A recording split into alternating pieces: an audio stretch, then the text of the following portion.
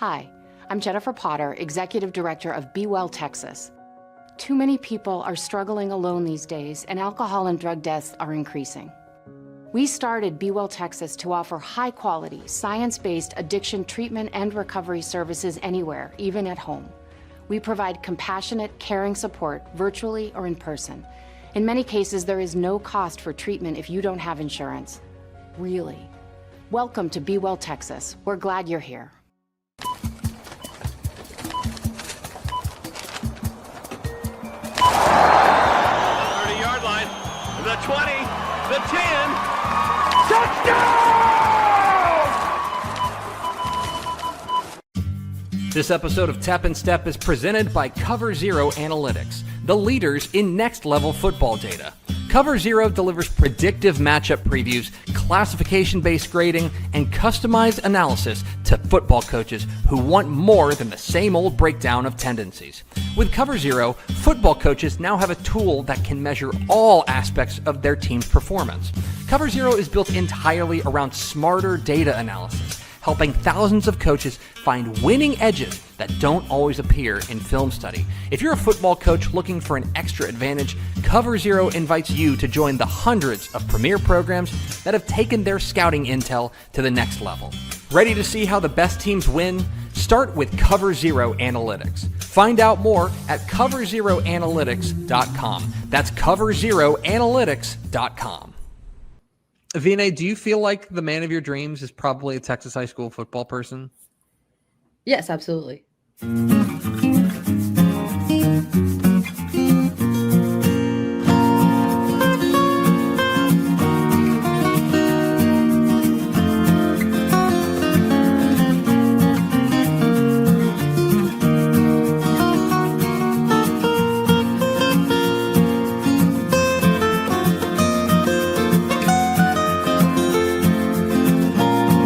Tepper and Stepp, your premium Texas high school football podcast from your friends at Dave Campbell's Texas Football and TexasFootball.com. I am the Greg Tepper.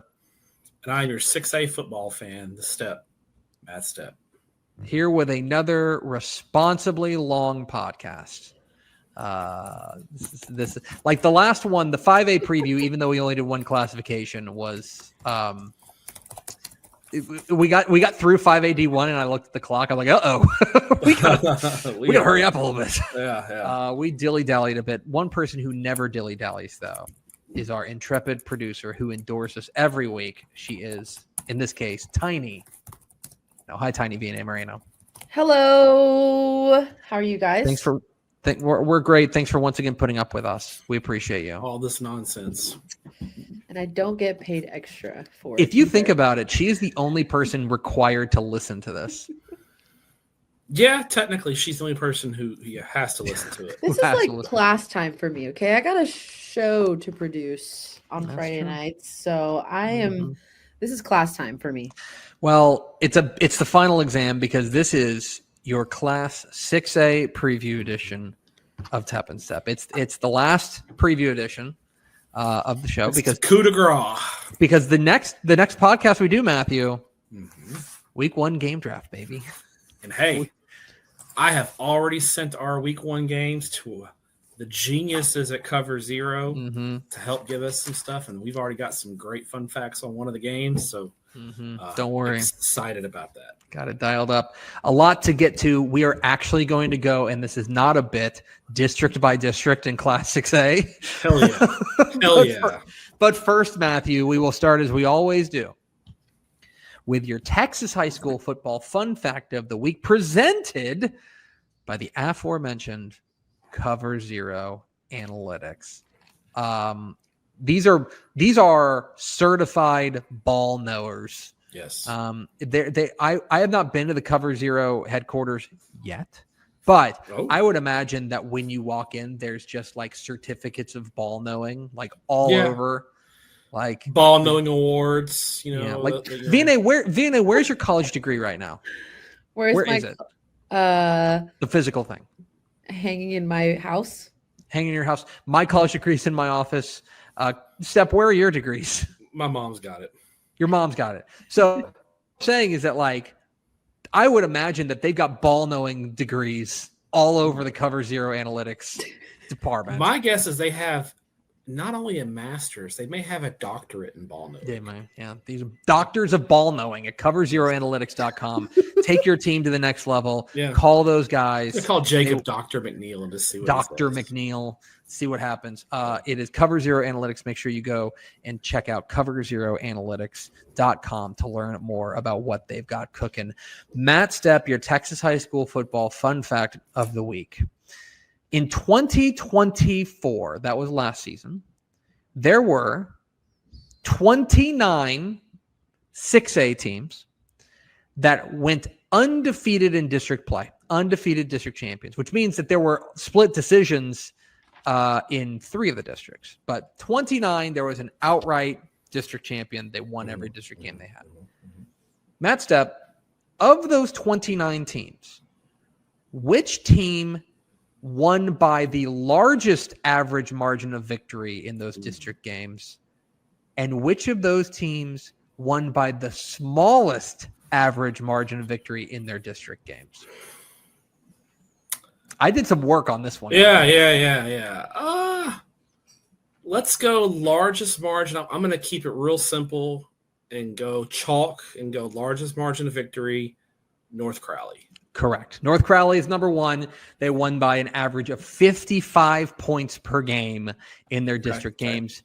If you are interested, second place was San Antonio Brennan, who won by 48.7 points per game. Those were so that North Crowley comfortably the most dominant team in district play in 6A. What was the team that won every district game but by the smallest margin of victory on average? This is a much tougher one. Mm-hmm. This is and we're talking smallest average margin. Smallest average, correct. So like this team did win a district game 42-7, but they also won some games 21-14, 28-20, 36-32. I'm going to go the complete opposite side of the state in the state's only 5-team district. Let's just go Los Fresnos. They only had 4 district games. Maybe a couple of them were close, and that brought their average down. It's a good guess. Los Fresnos is 4th on Okay. that list. Okay. They won by an average of 20.25 points per game. If you like one more guess, I'll give it to you, or I can tell you. Let's go Willis. No, dang, that's probably a bad guess. Willis is a bad guess. Willis kicked the tar out. They're 6th. Matt Stepp, the team that went undefeated in district with the smallest average margin of victory, the Falcons of El Paso Eastlake. I was literally I was thinking about it, and I was like, there's no way District 1 and District 32. That doesn't make any sense. They did win a game by 35, won a game by 21, but they also had 3 one-score games in district play. Also with 3 one-score games, if you're interested, was the second place Wolfforth Friendship. Mm-hmm. Friendship also played a District 1 and District 2 had a bunch of close games. A lot of teams bunched up there. Yeah. So there you have it. Your Texas high school football fun fact of the week. Matthew, the time has come to talk about the largest classification in the UIL, Class 6A, the big boys. Yes. The big boys. And I guess we'll go district by district here, but we're going to start with kind of a 6A overview here. Because if you take a look at the Dave Campbell's Texas football rankings, you will notice that it is, and I think this is kind of par for the course now, a lot of blue bloods, a lot of teams that we're used to seeing play deep in the playoffs and stuff. And to me, I look at our number 1 team in the state, the South Lake Carroll Dragons, and we've kind of teased it a fair amount on our various and sundry programs that South Lake Carroll does look every bit the part of a state championship contender, a team that played for a title last year when in many respects they kind of had no business playing for it, considering not because they weren't good, but because they were so beat up.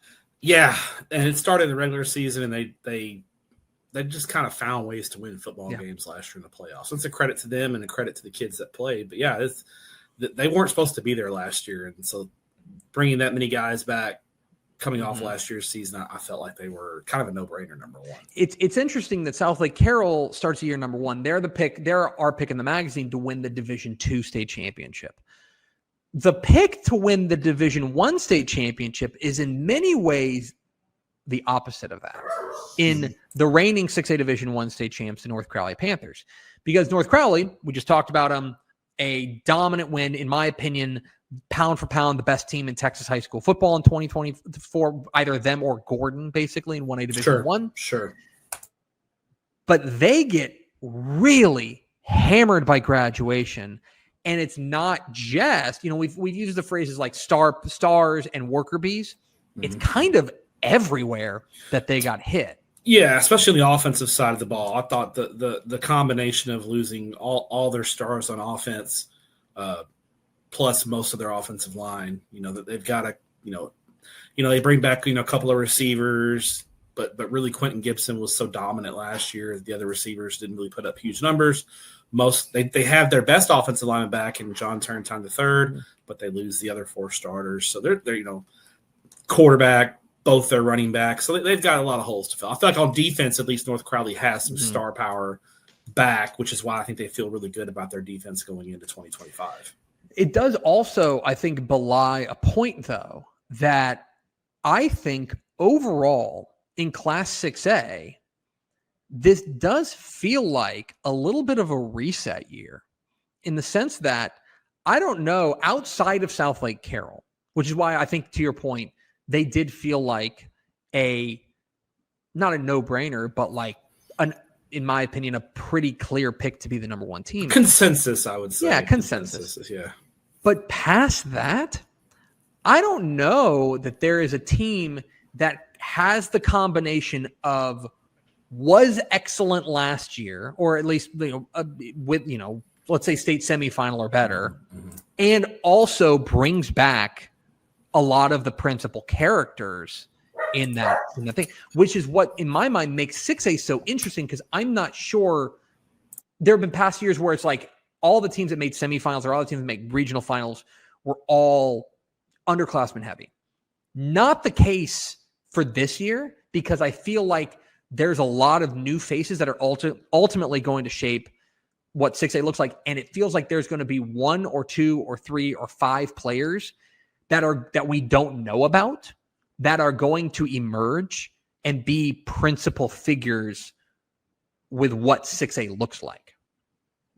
Yeah, I think everyone outside of South Lake Carroll has some sort of big question mark or some sort of unknown that we're waiting to be answered when the season starts. So I think it makes 6A truly fascinating. I think we are going to have there's some guys we think that are going to shape 6A, but like last year, Quentin Gibson kind of came out of nowhere, and he was probably the most talked about player in the classification last year. Could we see something similar? Could there be a guy that we know about but didn't expect a lot? Is there a team that's kind of lurking in the weeds that we think is going to be good, but it turns out to be great? I just think there's a lot of intrigue in 6A this year, because everyone has these unanswered questions that we're waiting to see what happens with. I'll just put a fine point on it. I'm looking at our rankings right now. The number 1 team is South Lake Carroll. I mentioned that. The number 17 team is Longview. I feel like every team between there, you could convince me they're winning state. Every team between 1 and 17. Pearland, I think, is interesting, but I would probably put them as like first team out, and I could be proven wrong. But I think that to me, it's not always like that in 6A. And in fact, sometimes in 6A, it feels like we're on kind of a fait accompli march towards an eventual inevitable state championship. Sure. North Shore Duncanville. Yeah, there's been years where in 6A Division I, we're just like, we're just waiting for North Shore Duncanville to play. There was Katy and Cedar Hill when they were rolling. There were years like that. I don't think that's the case this year. Yeah. All right, let's start our jaunt through 6A. We will start in District 1. Yes, we are. You guys thought it was a bit. We actually are going district by district. I think what ended up happening, I think maybe the first year we did this, we decided we kind of got into it, and then we're like, it's probably just easier if we just go district by district. Sure. You can listen. It's like mid podcast we end up deciding it. We're like, let's just talk about it. Producing on the fly. V&A would not have allowed that. That was before we had V&A. V&A would never tolerate that kind of nonsense. That was BV&A. Yeah. I'm still allowing it. Thank you. District 1. Okay, District 1, the El Paso district out there in the Sun City. We mentioned in the Texas football fun fact of the week that El Paso Eastlake was one of the teams that went undefeated in district play. Mm-hmm. However, I have some pretty real questions about Eastlake as far as a repeat is concerned, and it does feel like, I think at least in the top 2 between Eastlake and Franklin, and arguably, depending on how quickly you think El Paso Pebble Hills can reload, feels like this could be like a 3-horse race there in District 1. Yeah, 1-6A is always very, very hard to predict. There's usually 6 teams that are very evenly matched. In the magazine, we have El Paso Pebble Hills pick 6th. Mm-hmm. I think that's way too low. In my personal opinion, I think Pebble Hills is winning the district. Oh, wow. Veteran quarterback Joe Fernandez, elite young talent that we saw on College Station at State 707 do some work. Ryan Warner's a heck of a coach. I think Pebble Hills has the best talent in the district. Now, Franklin is right there, but they've got a new coach. Ruben Torres got hired in late May, so they got a new coach. But that Franklin, size, speed-wise, is going to have the best talent. Eastwood was beset by injuries last year. They're going to be back. Coronado may have the best quarterback in the district in sophomore Wes Stansberry, who already has a UCLA offer. And Coronado is a team that the magazine we have picked to win the district. Then you got Eastlake, who a couple of weeks ago we found out got a stud quarterback transfer in from Clint Horizon and Julian Williams. So there's a lot of intrigue in 1-6A. I still like Pebble Hills, but I think there's 6 other than Socorro. I think any one of these 6 teams could finish in any order. They're that evenly matched. It is a wild district that it feels like these are the top. You take a look at them and really outside of Socorro, I think you're right. Socorro is still kind of getting their legs underneath them and they've been able to get off that long losing streak, but they've been able to figure things out. I think it's a really wide open district. Mm-hmm. They did get skunked by district last year. So it took collar in by district. Yeah. I think they'll be better equipped this year, but it's still maybe a tough road to hoe to get past 2-6A because there's some good football teams in 2-6A. On to District 2, where in District 2, the Little Southwest Conference, as is affectionately known, last year it was Wolford Friendship that won the district. If you remember, yeah, they nearly beat South Lake Carroll in the second round of the playoffs. I remember. Yeah, here's a fun fact. Friendship was up on South Lake 21-7 in the second quarter. Mm-hmm. And I got a call from Claude Mathis asking if during the game, asking if someone, because they played on Thursday, asking if someone was screwing around with the app. And I was like, nope, that's the score, coach. So Friendship was very good last year. And Friendship's pretty loaded this year as well, especially offensively. They've got Chase Campbell, who is one of the very best receivers, I think, in the state, and a guy that I think could be really, really special to watch. However, between him, Hayden Wilson, but got to find a quarterback. Got to find a guy. That's a quarterback dependent offense that Jay Northcutt and Friendship runs. Yeah. Because of that question, and because Midland Legacy has the experience at quarterback, and JP Reyes, Legacy's got 15 starters back. I like Legacy to win the district with Friendship finishing second. But don't count out Odessa Permian here. They've got 16 starters back. They're going to be right there in the mix. Jeff Ellison's ball club has some experience. And then my big sleeper is San Angelo Central. They last year lost all 4 district games by, I think, 9 points or less. And they bring back 7 starters on both sides of the ball. So I think San Angelo Central is a team to watch as well. It's a good district. Yeah, I think what year is this for Mark Smith out there? Year two. So Year two bump there. It is it's a fascinating district. The one team I'm worried about would be Midland. hammered by graduation. Yes. Yeah. They lost a Hammered. great senior class. Yeah. Only 2 starters back on both sides of the ball. Midland actually, I think, finished second, or I think ended up second or third in district. Yeah. But, losing remember, a Division I quarterback and a Division I running back hurts them a lot. But to that point, they gave Crowley everything they wanted in that second round matchup. Yeah. It was a good ball game. So interested to see how all of that in District 2 works out. To District 3, where this is where we have the reigning state champion, the North Crowley Panthers.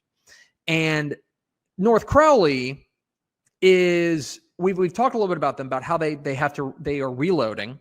They graduate a legendary senior class, one of the best offenses in the state. They also are replacing the offensive coordinator in Eli Reinhardt, who's off to be the head coach at Hutto.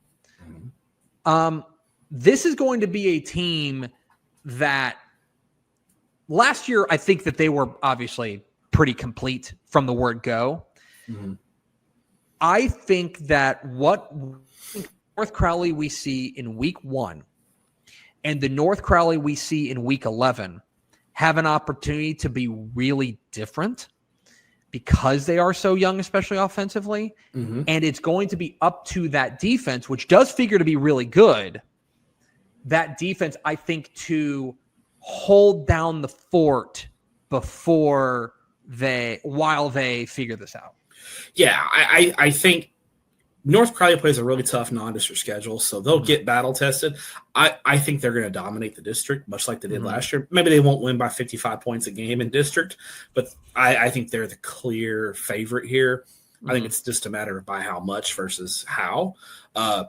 I think the real intrigue here is really for you got kind of 2 different tiers behind North Crowley. I think you've got Mansfield and Crowley on one tier fighting for that 2 seed, and then I think you've got a 4-team battle royale for that last playoff spot where you could pick a team and they could possibly make a case for it. So last year Crowley got the 2 seed. I think the roles get reversed this year. I like Mansfield. Zion Robinson, the Michigan commit at wide receiver, is a stud. Crowley's got to replace a 3-year starter at quarterback. They bring back a lot around, but Caleb Williams was such a key part of what Crowley did last year. Losing him was a big loss. They got a big question mark quarterback. So I like Mansfield over Crowley, the 2 spot. And then in the 4 spot, I've actually got Lake Ridge. I think Lake Ridge with 50 lettermen returning, 14 starters, I believe, back. At 8-2 JV last year, I think Lake Ridge is primed for a big step up, and they get the 4 spot this year. I mean, that amount of time. I had a coach from Lake Ridge at the regional track meet tell me that if they didn't make the playoffs, they should be fired. So, he's telling me we think we need to make the playoffs this year. So I think I got Lake Ridge as the 4 seed. Yeah, I do not. I am not the kind of guy that's going to be like, if my picks are not such and such percentage, I should be fired. I'm not that pulled.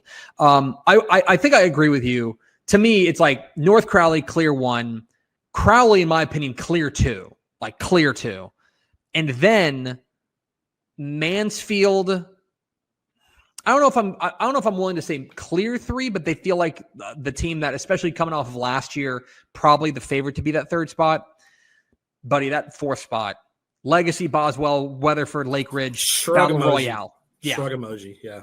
There's going to be – it wouldn't be surprised if, those 3 teams, they end up, we get a weird tiebreaker. Tie. Yeah. Tiebreaker. Yeah, could be. Okay. To District 4, that is where we have the number 1 team in the state, the South Lake Carroll Dragons. And it's worth kind of spending a moment on where they start. Because they bring back 19 starters, which is remarkable. They also bring back the state's returning leading passer in 6A in Angelo Renda. One of the state's leading returning receivers in Brock Boyd. Yes. They bring back, I believe, who's the starter they lost? That's at running back? No. That's right. Is that because they have 10 starters back on offense? Who's the offensive starter they lost? I think it was either an offensive. Probably an offensive lineman or an outsider. I need to ask Riley Dodge that. Who's the one starter not back this year? Is it No, is it the tight end who Jack Van Dorsel? Oh yeah, Dorselair. Which I guess if you're because he was also like a stud defensive end. Yeah. That one player might count for 2. He might. But they are, or unless they have Riley Wormley starting. All that's to say, they are loaded everywhere. Brock Boyd, Davis Penn, the defense, William Chen, Zach Hayes. They have an awesome kicker in Gavin Strange. They're no stranger to having a great kicker. I will say this about Southlake Carroll. They have been close. This is the year to get over the hump. I think no reason they shouldn't win. I think the conversation within that building is it's got to happen this year because this is on paper, this is as close to a sure thing as you can find in 6A to start the year. It all lines up, especially because they're most likely, barring there is a scenario Southlake goes Division I. Yes. But that scenario involves Keller Central and Justin Northwest making the playoffs. Probably not going to happen. Keller Central went 0-8 in district play last year. Yeah. Northwest did make the playoffs last year, but graduated very heavy.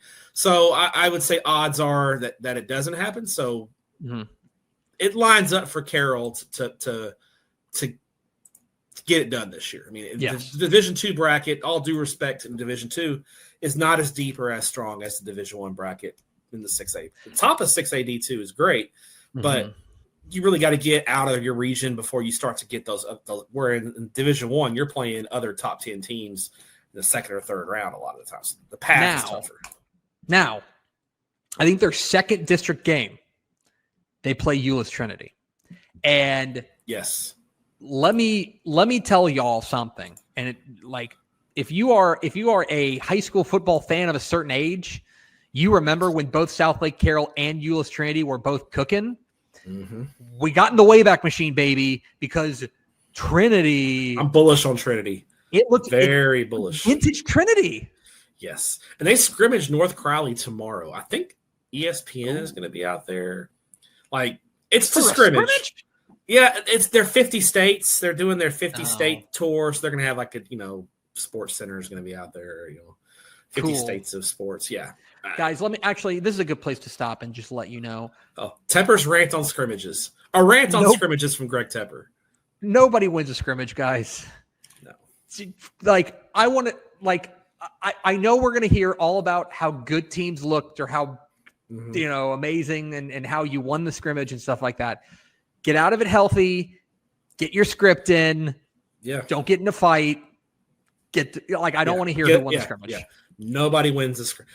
Not interested in who won. If you take one thing away from today's podcast, it's no one wins. Nobody wins a scrimmage. If you tweet a picture of the scoreboard of a scrimmage, I might block you. You might get instant blocked. It's but North Crowley Trinity is a good scrimmage. I think it's a good, just a fun thing. You know who else is scrimmaging? The Southlake Carroll and Waxahachie are scrimmaging tomorrow. It's August 14th, by the way. I will say, but Vintage Trinity, they got a kick-ass running back in JT Harris. Yes. And buddy, the offensive line's back. Yeah. Trinity's offensive line is going to be really that has not been a problem for Trinity, even when they've kind of gone through this dip the past 8 years or so. They've still been a very good football team. They were 11-2 last year, and only lost to Southlake by 8. Their two losses last year were to Southlake by 8 and Allen by 1 in the third round of the playoffs. I'm excited for Trinity. It does bring back some nostalgia for me because one of the most famous. Were you at the famous Trinity Southlake Carroll game? I was not there, but there are a lot of people who will claim they were there. I was there in the press box at Texas Stadium. And look, first off, let me say, there were 60,000 people in the stadium for that game. Go look at YouTube and look at the video from that game, and there were 60,000 people in that stadium. I don't care what I think the announced attendance was like 40 something. There were 60,000 people in that stadium. That is the record for Texas high school football unofficially. But anyway, it's good to see Trinity back. I think they're going to be elite. The key is going to be the defense. The defense has gotten better, but they're still not. I would call them an average defense last year. They need to take the step from going from average to being at least very good. And then sophomore quarterback Mac Lineweaver. Mm-hmm. Let's see how he does. Coach his kid. He's not your typical Trinity quarterback because remember, Aaron Lineweaver came up coaching in the South Lake Carroll system. So Mac Lineweaver as a quarterback has trained in the South Lake Carroll quarterback ways, whereas the Trinity quarterback ways are hand the ball off to our stud running backs, maybe hit a wide open guy on play action. Mm-hmm. Mac Lineweaver has been schooled in much more of precision passing. So if Trinity gets a lethal passing game, my God, they're going to score. No one's going to stop them because they are going to run the football well. Mm-hmm. I think Byron Nelson's probably your third place finisher there. New coach there, obviously, with the tragedy this offseason with their coach. The fourth place team, I think, is a real mystery box. And this is where I might go off the board. I'm in on Timber Creek out of Keller. I think Timber Creek, I think Keller High, and I think Eaton are kind of the three that are kind of really fighting for that fourth playoff spot. To me, Timber Creek, I'm riding the second-year coaching bump with Austin Kane and their ability to put it together there. It does feel like that fourth spot's kind of up for grabs there, which will be a real fun race to see how that works. But obviously box office is South Lake Carroll and Euless Trinity. I think it's like September 20 something. It's the first district game. It's week 3. Yeah. It's pretty good. Yeah. Pretty good. I believe they play, September 13th, South Lake Carroll Trinity, week 3. District 5. This was a district won by the Coppell Cowboys last year. Go ahead. Cowboy Fight Never Dies. Yeah. Thank you. However, you'll notice in the magazine, not predicted to win the district this year. Instead, now there are reasons to that. One of it is I think Denton Geyer might be pretty good, and especially defensively. Yes. They are going to be pretty darn strong. Agree. And again, could give a younger offense time to develop. Agree. Denton Geyer's going to be really strong. Coppell graduated heavy. They're really young this year. They're talented. They're just young. I think Coppell is going to be one of those teams. Week 11, they're going to be a lot better than they are early in the year. They're going to you're going to see them get better every week. Now, let me throw a name out there. Because I've heard from my sources deep within the Coppell Illuminati, the Coppell the Coppell Illuminati. So they lose quarterback EG3 Eddie Griffin, who is off to Baylor. However, there is buzz about, I can't find his name, the new quarterback there, the young sophomore. Yeah, the sophomore. Yes. Looked great in 7-on-7. He looked great. There's buzz. I wish I knew his name. Coach Wiley didn't put it in the questionnaire, probably on purpose. But all that's to say, he's got to earn it, Stepp. He's got to earn it. That's my Coach Wiley impression. Stepp, that's a good impression. Yeah. I feel pretty good put about Geyer and Coppell in some order in the playoffs right now. The interesting thing is after that, you could go chalk and say it's going to be in some order Louisville and Hebron.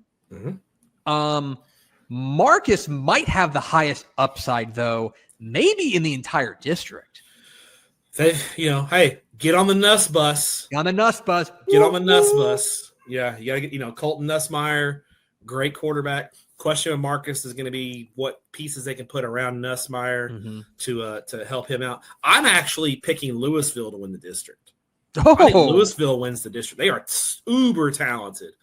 So I like Louisville. I think Hebron offensively could be really dangerous if they can find the quarterback. Patrick Creighton Jr., which makes me feel so old that Patrick Creighton Jr. is now in college. But Hebron is, they had a great run last year. They went to the third round of the playoffs. They bring back 9 starters on offense, but they've got to replace the quarterback. So there's going to be a good team that misses the playoffs in 5-6A. To District 6 we go. And you will notice that in the rankings, we on the rankings page, we go through and we have one little blurb about each team. And the blurb for Allen is 2 words long. It just says, they're back. Guys, it has been a minute since we have talked about Allen as a legit statewide threat, a legit contender. It was basically the 2018 Duncanville team that ended that era of Allen football. Yeah, we now the know that semifinals. Yeah, we could say that now with the benefit of 7 years of hindsight, right? Mm-hmm. Folks, Allen's back. And I think they're going to be a capital P problem this year because they are experienced. We know they have a whale of a coach in Lee Wigginton. I think their defense is going to be excellent. And if they can find, and this is, easier said than done, if they can find a quarterback that they trust, then they're ready. Ready. That's the big question mark with it. I think everywhere else, Allen is state title worthy, except quarterback. I got to see it. Mm-hmm. And I'll say this: from what I saw in 7-on-7, I didn't see a guy emerge that if I was an Allen fan, that I would feel comfortable with saying this guy's going to lead us to a state championship. That didn't happen. Now, not saying it won't happen in the fall, but at least in 7-on-7, I was like, no one really caught my eye as that guy. And I think at some point in their potential playoff run, they're going to need that quarterback and that guy.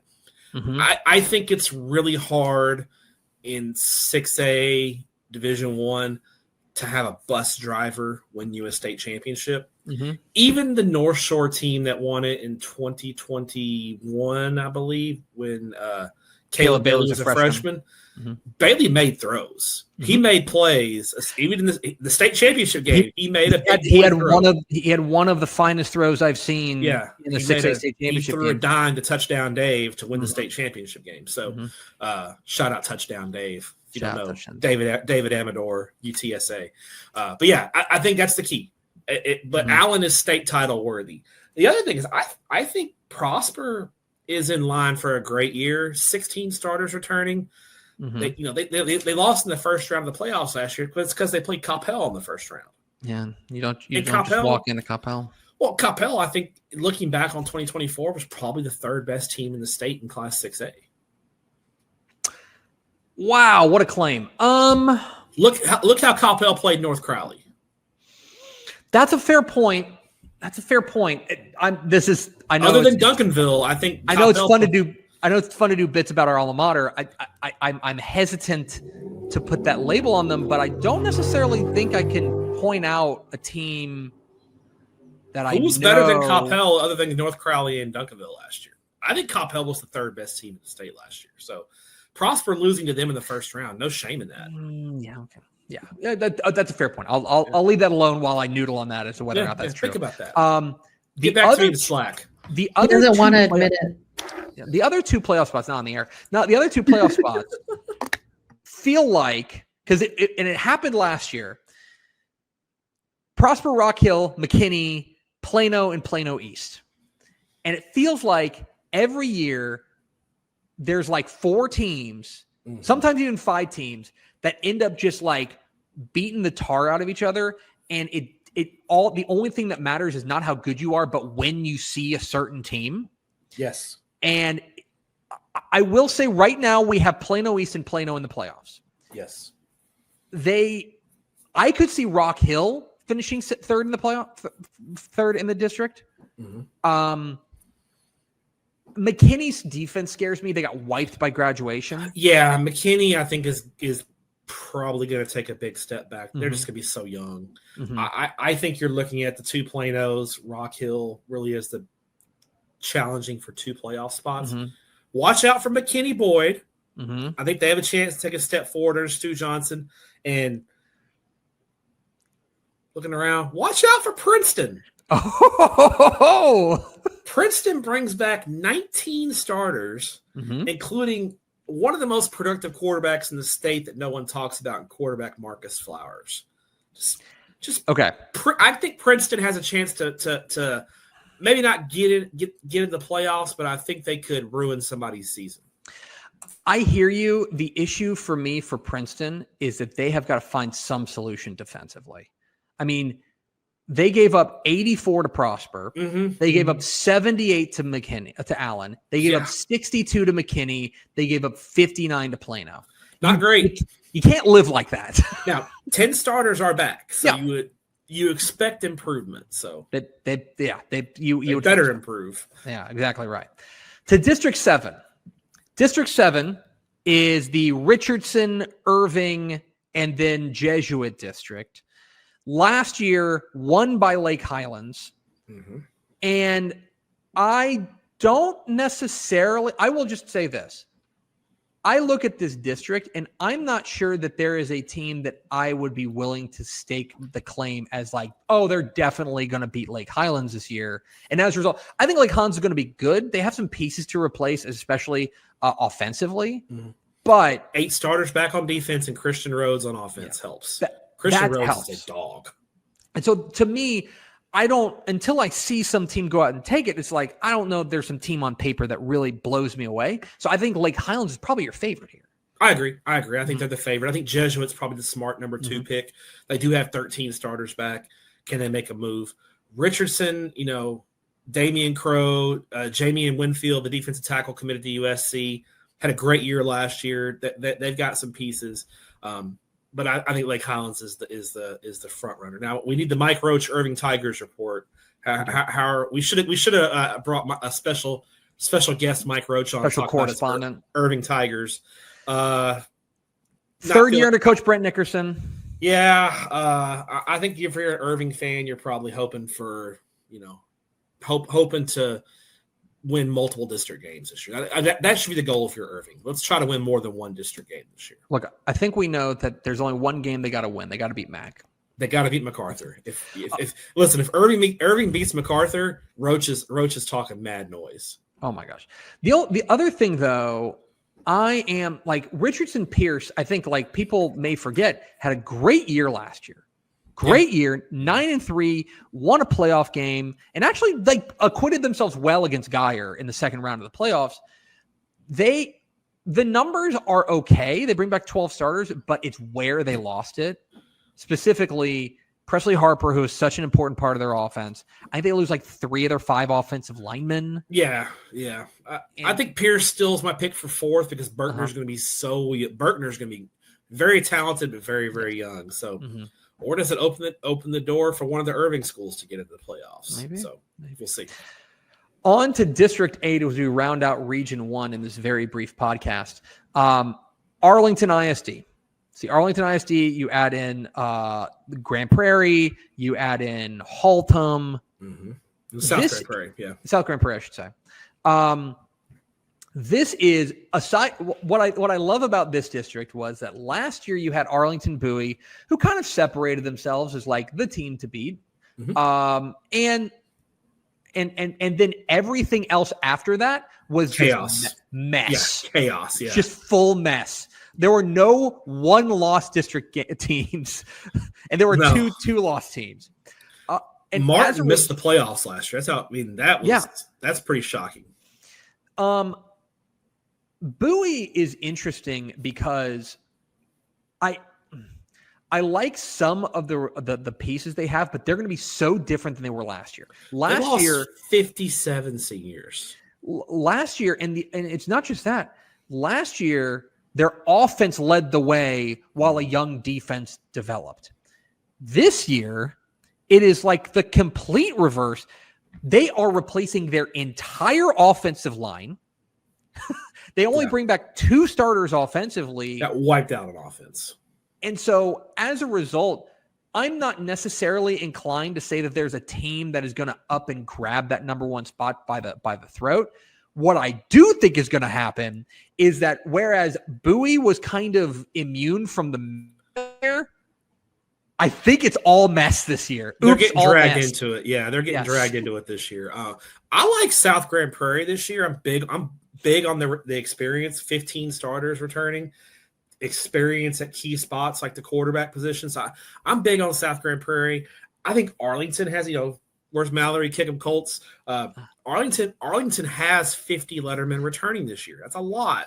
That's they got a 3-year starter at quarterback in Coleman Cravens. So that should help. And then you got Lamar, who probably has the best frontline talent in the district. But to me, this is a make or break year for Lamar. They have not made the playoffs in several years. Braylon Williams is a monster at linebacker. They've got some dynamic offensive talent. It's like, and then you got Martin sitting down there, 12 starters back as well. So, and then no one's talking about it. I mean, Haltom made the playoffs last year. Yep. We're not probably giving them the respect they deserve. So I think Grand Prairie and Sam Houston, you can they're probably on the outside looking in, but I think the other 5 teams or other 6 teams all have a case to get into the playoffs. So 8-6A, there's no state championship type teams in 8-6A, no regional contenders in 8-6A, in my opinion. But within district play, it's going to be one of the most competitive districts to watch. You know Cap and Crunch, and they have the Oops All Berries. Mm-hmm. District 8 is the Oops All Chaos district. Okay, I like it. All right. We just threw in Sorry, all guys. chaos. Exactly right. Okay, that rounds out Region 1. Do not check the timestamp. District 9. District 9 is Garland and Wiley out there in kind of east of Dallas. Here's where I'm at. I want to love Wiley East. Mm-hmm. They're the favorite for me. I think they're the favorite. I like what they've got, especially in the trenches, and I like the receiver core. Yeah, Marion Porter. Yeah, a stud. Do they have someone to throw it? That, to me, is the question. Yes. And somebody's got to win that battle. So yeah, and they also, they only bring back 5 starters on defense. Their defense was okay last year, but could he be touched up? I mean, they played DeSoto. That's not fair, but they gave up 51 points to DeSoto. Mm-hmm. I will say that the team that won the district last year, Saxe, has more questions as a result. I don't know that there's a team in District 9 that I feel super comfortable just saying, like, it's definitely them. Yeah, I think this 9-6A is kind of a microcosm of 6A in general. Mm-hmm. There's no one without questions here. Yeah. I like Wiley East win the district. Saxe's got a lot of questions. Wiley, I think, has the potential to be very good this year. Key pieces back, 7-3 JV. Lot of excitement there for Amo. And then I think Naaman Forest has a chance to be pretty good. Don't forget, Naaman Forest gave Longview a pretty good run in that first-round playoff game last year. Jesse Paralysis squad welcomes back 13 starters. So I think they're going to be good. Hey, you want to talk about another super improved team? I think North Garland has a chance to be one of the state's most improved teams. 10 starters back on both sides of the ball. North Garland could be a lot better. Lakeview's going to have talent as well. So, again, no real regional contenders in Region 2 and 9-6A, but this district's going to be fun to watch. I'm glad you mentioned North Garland because, they were in a couple of games in district play. They went 0-10, and, nobody's excusing that. But, there were a couple of games they were in it, and I think just being a team full of sophomores and juniors, they just they stepped on their own feet. Garland High, I didn't talk about them. Garland High was 5-5 last year. They bring back 7 on both sides. Yeah. So this is going to be a competitive district. It will be a really fun district to watch, and especially I want to believe in Wiley East if they can find a quarterback. That's the biggest thing. Yeah. All right, on to District 10. Let's talk about them Lobos. Let's talk about the Longview Lobos. They start the year, we mentioned, number 17 in the state. A state semifinalist from a year ago. I know there are people who what a weird year for Longview. What a weird year that they got, I think, one of the signature wins in all of 6A last year when they knocked off, and not just knocked off, pummeled DeSoto and ended their run. And then the next week they lose, let's say, a divisive game against South Lake. Controversial game against controversial game. Mm-hmm. They are a team that I think is going to be pretty good on the defensive line, but I here's where I'm at. I have learned how to judge Longview teams. Okay, at least on paper from the outset. And if coach feels good about his offensive line, they're going to be pretty good. And if he doesn't, that might spell danger. I think right now the offensive line is a bit of a work in progress. They've got Jaden Jackson back. Can they kind of fill in around him Beckett Cox to get back from injury. If the offensive line comes around, could be another Lobos year. Could be, and they got experience at quarterback with Johnny Hamilton returning after getting inserted into the starting lineup in the area playoffs. He took over the job, as you do. And so I think Longview comes in as the favorite. North Forney is going to be a problem. They're uber talented. Legend Bay back for an encore. Year 2 under Marcus Shavers. They're going to be really. I think they're right there with Longview as the top 2 teams in the district. Ooh, where's that game actually? It's in North Forney. That's on my radar for week 10. It's currently I'm going to that Halloween night too. It's gonna be spooky at Better Life Stadium. Spooky, that'll be good.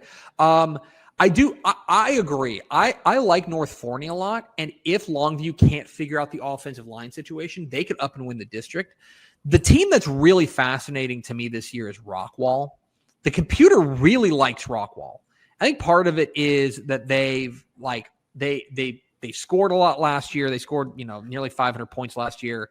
They're also consistent, right? 10-win seasons each of the last, or 3 of the last 5 years.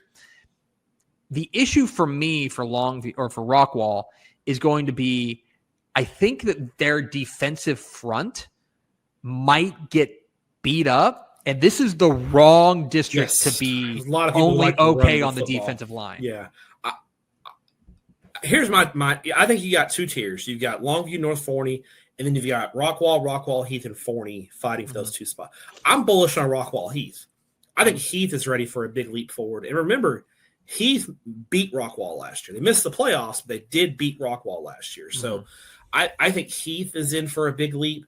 Forney, you can't count them out because they've got Javian Osborne, the Notre Dame commit, and Nelson Peterson at quarterback. So I think they're going to score. Yeah. There's going to be a good team that misses the playoffs in 10-6A. It's 10-6A to me is fascinating. I am also interested in Tyler Legacy this year. I'm interested in Tyler Legacy because they're going to be a team that's very sound up front. If they can find skill guys around that. Yeah, they had a big hit during right at the end of spring practice when their quarterback went down with a season-ending injury. So non-contact season-ending injury. So you can kind of put that together there. That's their concern going into the season now is I think they're throwing a sophomore in at quarterback. So, and then Royce City, their sophomore class, they're going to play about 9 sophomores on varsity this year. May take some lumps this year, but look for good things from Royce City the next couple of years. District 11, not a lot to say. I'll say this about District 11. I don't think it's as strong as it's been in the past. So you judge, if you didn't know, District 11, Duncanville, DeSoto, Waxahachie, Lancaster, etc., Cedar Hill. I think that obviously you're going to have to judge District 11 by how those top 2 legit state championship contenders, Duncanville and DeSoto, look. I think it's twofold. I think both Duncanville and DeSoto have probably come back down to the pack, and I also think the pack has risen up to them. Waxahachie and Lancaster both have potential to sneak up on either one. Waxahachie is as talented as anyone. I mean, Cohen Brown, Jerry Meyer, Jaquan Snell, Demarion Cooper, Cade Tollison, they are loaded. They got the running back from Grossbeck moved in that's got offers, filling a huge hole. Waxahachie is as loaded as they've been. Lancaster, people forget Lancaster is a blown call away in that season opener from beating North Crowley last year, potentially. That kicked interception that got ruled an incomplete pass was a bad call. So Lancaster on a good day can play with anyone. The problem is Lancaster's up and down. They'll have a great day on you, and then they'll have a really what the hell are they doing day. So that's the question there. I think Cedar Hill, had a great year in 2023. A lot of questions offensively. I think Mesquite's going to be a lot better this year under Raphael Thomas, first-year head coach, but I don't know if they're ready to compete for the playoffs. I think the thing to watch for me is going to be seeding. When Duncan, and also here's the thing about Duncanville. Duncanville only has 8 games this year on their schedule. So week 1, Duncanville off. Week 2, South Oak Cliff. Week 3, off. Week 4, huge district game against Waxahachie. How does Duncanville handle that huge district game that's going to have seeding implications because they're both probably going to be D1? Waxahachie is going to have played 3 games. Duncanville is only going to have played 1 game. Does that impact them? That's a big difference. It's probably worth mentioning and taking a little bit of time to talk about Duncanville and DeSoto. Duncanville is a team that obviously loses like crazy star power. They lose a quarterback to Alabama and they lose a wide receiver to Oregon. Mm-hmm. They lose a 2 defensive backs to SMU. Mm-hmm. They're going to be good out wide. In fact, they're going to be good. Here's a way to phrase it. They're going to be good on the edges everywhere. Out wide on wide receiver, and then on the defensive end, KJ Ford, Landon Barnes are going to their defensive line, they are going to be able to rush the quarterback. They are going to be able to rush the passer. So do they have a quarterback? That's just like the question. I think they got 2 guys competing. Both guys played last year. They got a senior and a junior that are battling for the job. So we'll if I was guessing today, I would go with the junior, Maximus Denson. But Corey Rivers is competing for the job. The big question for Duncanville is going to be offensive line, establishing your running game, and then their secondary. So those are questions there. DeSoto, I think that they've got questions on the defensive side of the ball that are lingering. I worry about DeSoto. DeSoto is going to score points. Ethan Feaster, Sarad Baker. I think the quarterback legend Hal is going to be fine. I worry about DeSoto's defense when they struggled last year. North Crowley, and granted, their losses: North Crowley, Duncanville, Longview, no slouches. All 3 of those football teams ran the ball at will against DeSoto. How can DeSoto's front 7? They got to be able to get better, get tougher, and be able to better stop the run. The other thing about me is I want to see, for all the playmakers that DeSoto has, their best player last year, like by far, was Tiger Ryden, was DeAndre Ryden, their running back, who's now playing at Texas A&M. Mm-hmm. They also lost the guy who was going to be their running back in Myson Johnson Cook, who transferred to a school in, I think it's Illinois. It's East St. Louis. I think it's technically in Illinois. Mm-hmm. Yeah. Mm-hmm. And so can they run the ball? Because the thing about them last year, the thing about DeSoto last year was when they were in trouble, just call up Tiger. Call up Tiger Ryden. Inside zone. Run inside zone. And I think Sarad Baker is going to fill that role. They were kind of use Baker in a little bit of a hybrid slot role, but with Myson Johnson Cook leaving, I think Baker's going to slide in at the running back. But DeSoto's offensive line took some graduation hits too. So how are they going to be at that position as well? It's District 11 per usual. Will be very interesting. Speaking of interesting, District 12, Central Texas. We're now moving out of DFW into Central Texas. And Craigway Voice, the Super Syntax. Well, Super Syntax region. I think there are 2 teams. I think on paper, from the outset, I think I've got 2 darlings in this district. And like teams that I just really feel a deep, deep connection to. Okay. One of them's Harker Heights. Hudson Humble, the quarterback. You're in the Hudson Humble Hive. I'm in the Hudson Humble Hive. I absolutely am. This dude is awesome. And by the way, he's one of 8 starters they have coming back. Their offensive line's going to be great. Yeah. Telling you, I think they have a chance to be really good, especially if they go, because I believe, are they locked in D2? They're not locked in, or they're likely. No, they are. They're the second smallest team in the district. They're locked into D2. They if you ask Harker Heights fans, they feel like they should have beat Lancaster in the first round of the playoffs last year. So I think they're confident if they can get that number 1 seed. They feel good about where they land about winning a first round playoff game, and then let the chips fall after that. So I like Harker Heights to win the district. I think Temple's right there nipping at their heels, though. I think Temple. That's my other team because hail to the Chief. Chad President is back. Yeah. As head coach. And I am in on Temple. I think Blue Front Whiteback Magic might be back. 7-4 last year. I think they're going to be explosive. I like this team a lot. Got 2 studs on defense, Jamarian Carlton and Jason Bradford. Champ Mayo back at quarterback, who definitely reads Dave Campbell's Texas football. Shout out to Champ Mayo. That's how his mom told me a great story about him. No. I can't repeat the story, but she told me a great story about her son reading Dave Campbell's when he was a little kid. And there's a picture, a cherished family photo. When we stop recording, I'll share it with you guys.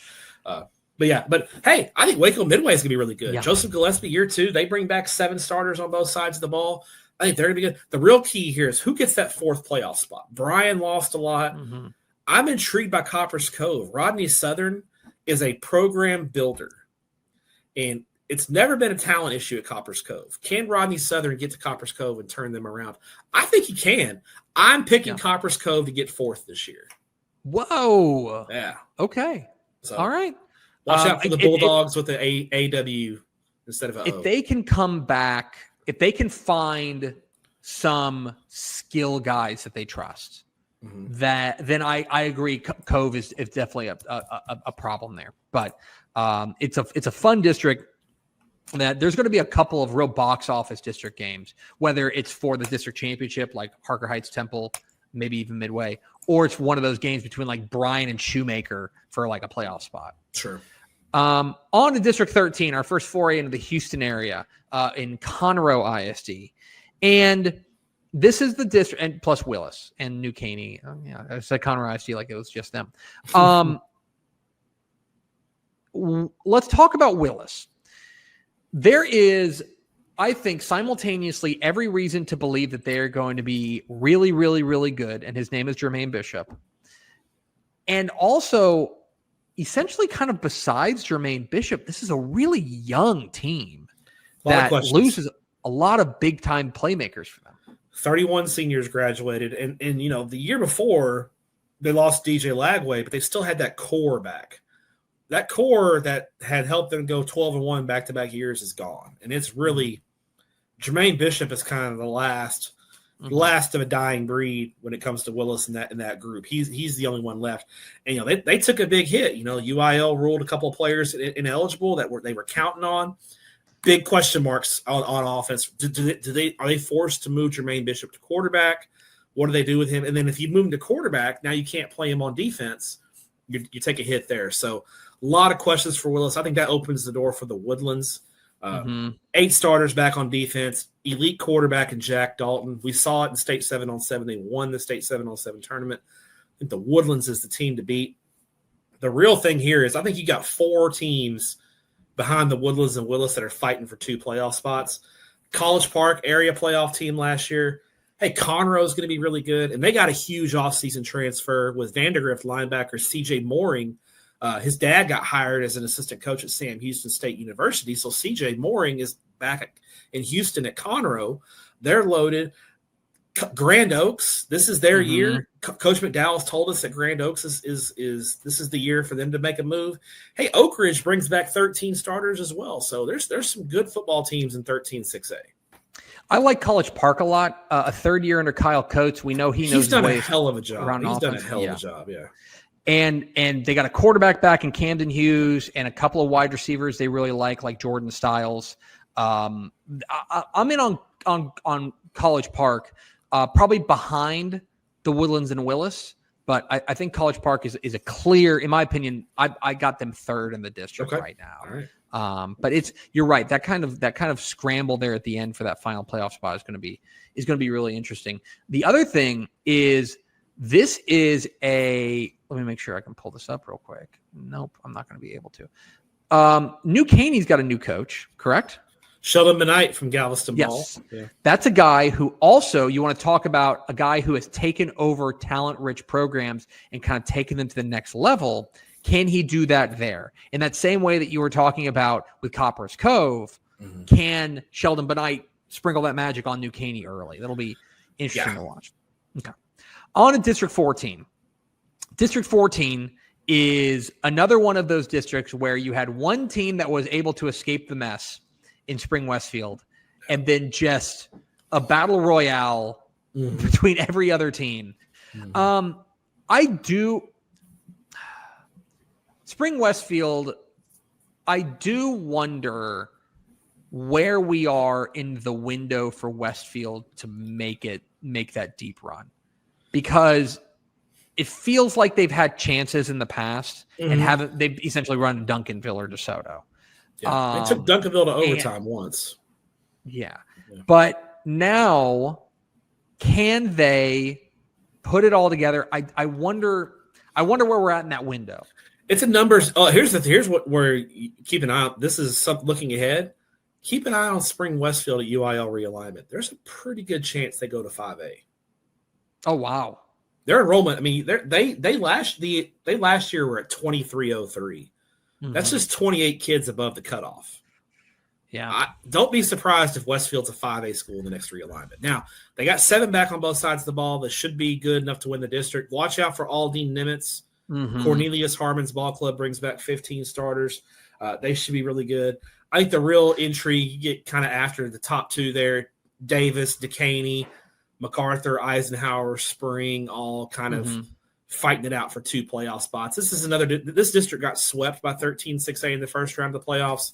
Wouldn't surprise me if that happened again, but I think we're going to get a lot of competitive football at 2 beautiful stadiums in this district, at Planet Ford Stadium and Thorne Stadium. Say this about Nimitz. Nimitz is going to score. Quarterback Albert Brown, and they got a wide receiver Malachi Augustus who can go. They're going to score. I think this is a real question in this district of like, okay, who's going to be able to come up with stops defensively? Because I think that Westfield has to find a quarterback, but yeah. Westfield, you can count on them to play tough defense. Right, exactly right. On to District 15, Klein ISD, Tomball ISD, and Magnolia ISD. One of the few districts where we did not have an undefeated team that won the district. And I think that speaks to the real parity that we had last year. This was a chaos district. Yes. And speaking of parity last year, I think it's carrying through to this year.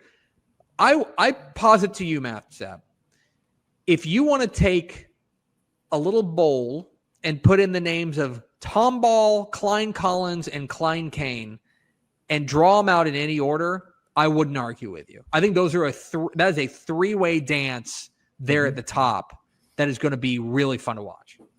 Yeah, I think those are the consensus top 3 teams. Klein Collins was just I couldn't figure them out for the life of me last year.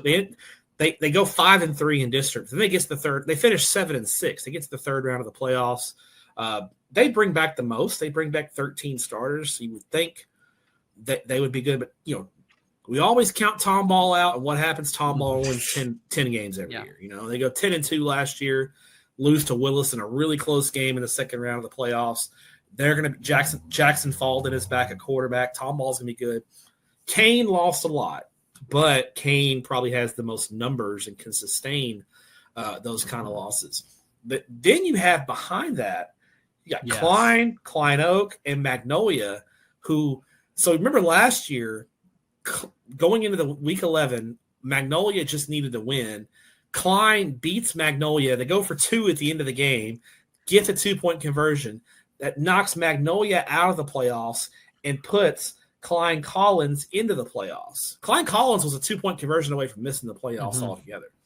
Magnolia brings back 15 starters from that team. So Klein Oak has one of the top sophomore running backs in the country in Micah Rhodes. So and then Klein, we got Johnny Hardpart over there, Nick Caduti, living the dream, eating cheesesteaks, telling us how good the Philadelphia Eagles are, running wide zone.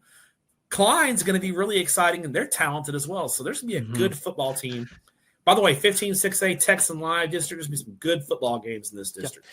There's a ton, I think there are teams. What's interesting is that we talked about Klein, Tomball, and Collins at the top. But I think that you've got at least 1, maybe 2 other teams that could very easily break into that top tier of like Klein. I think if things work for Caduti, it could be just rocket fuel, right? I think Klein Oak, same way. I think Magnolia, same way of they could absolutely zoom out and grab one of those top 3 spots, which is going to make this a really fun district to watch.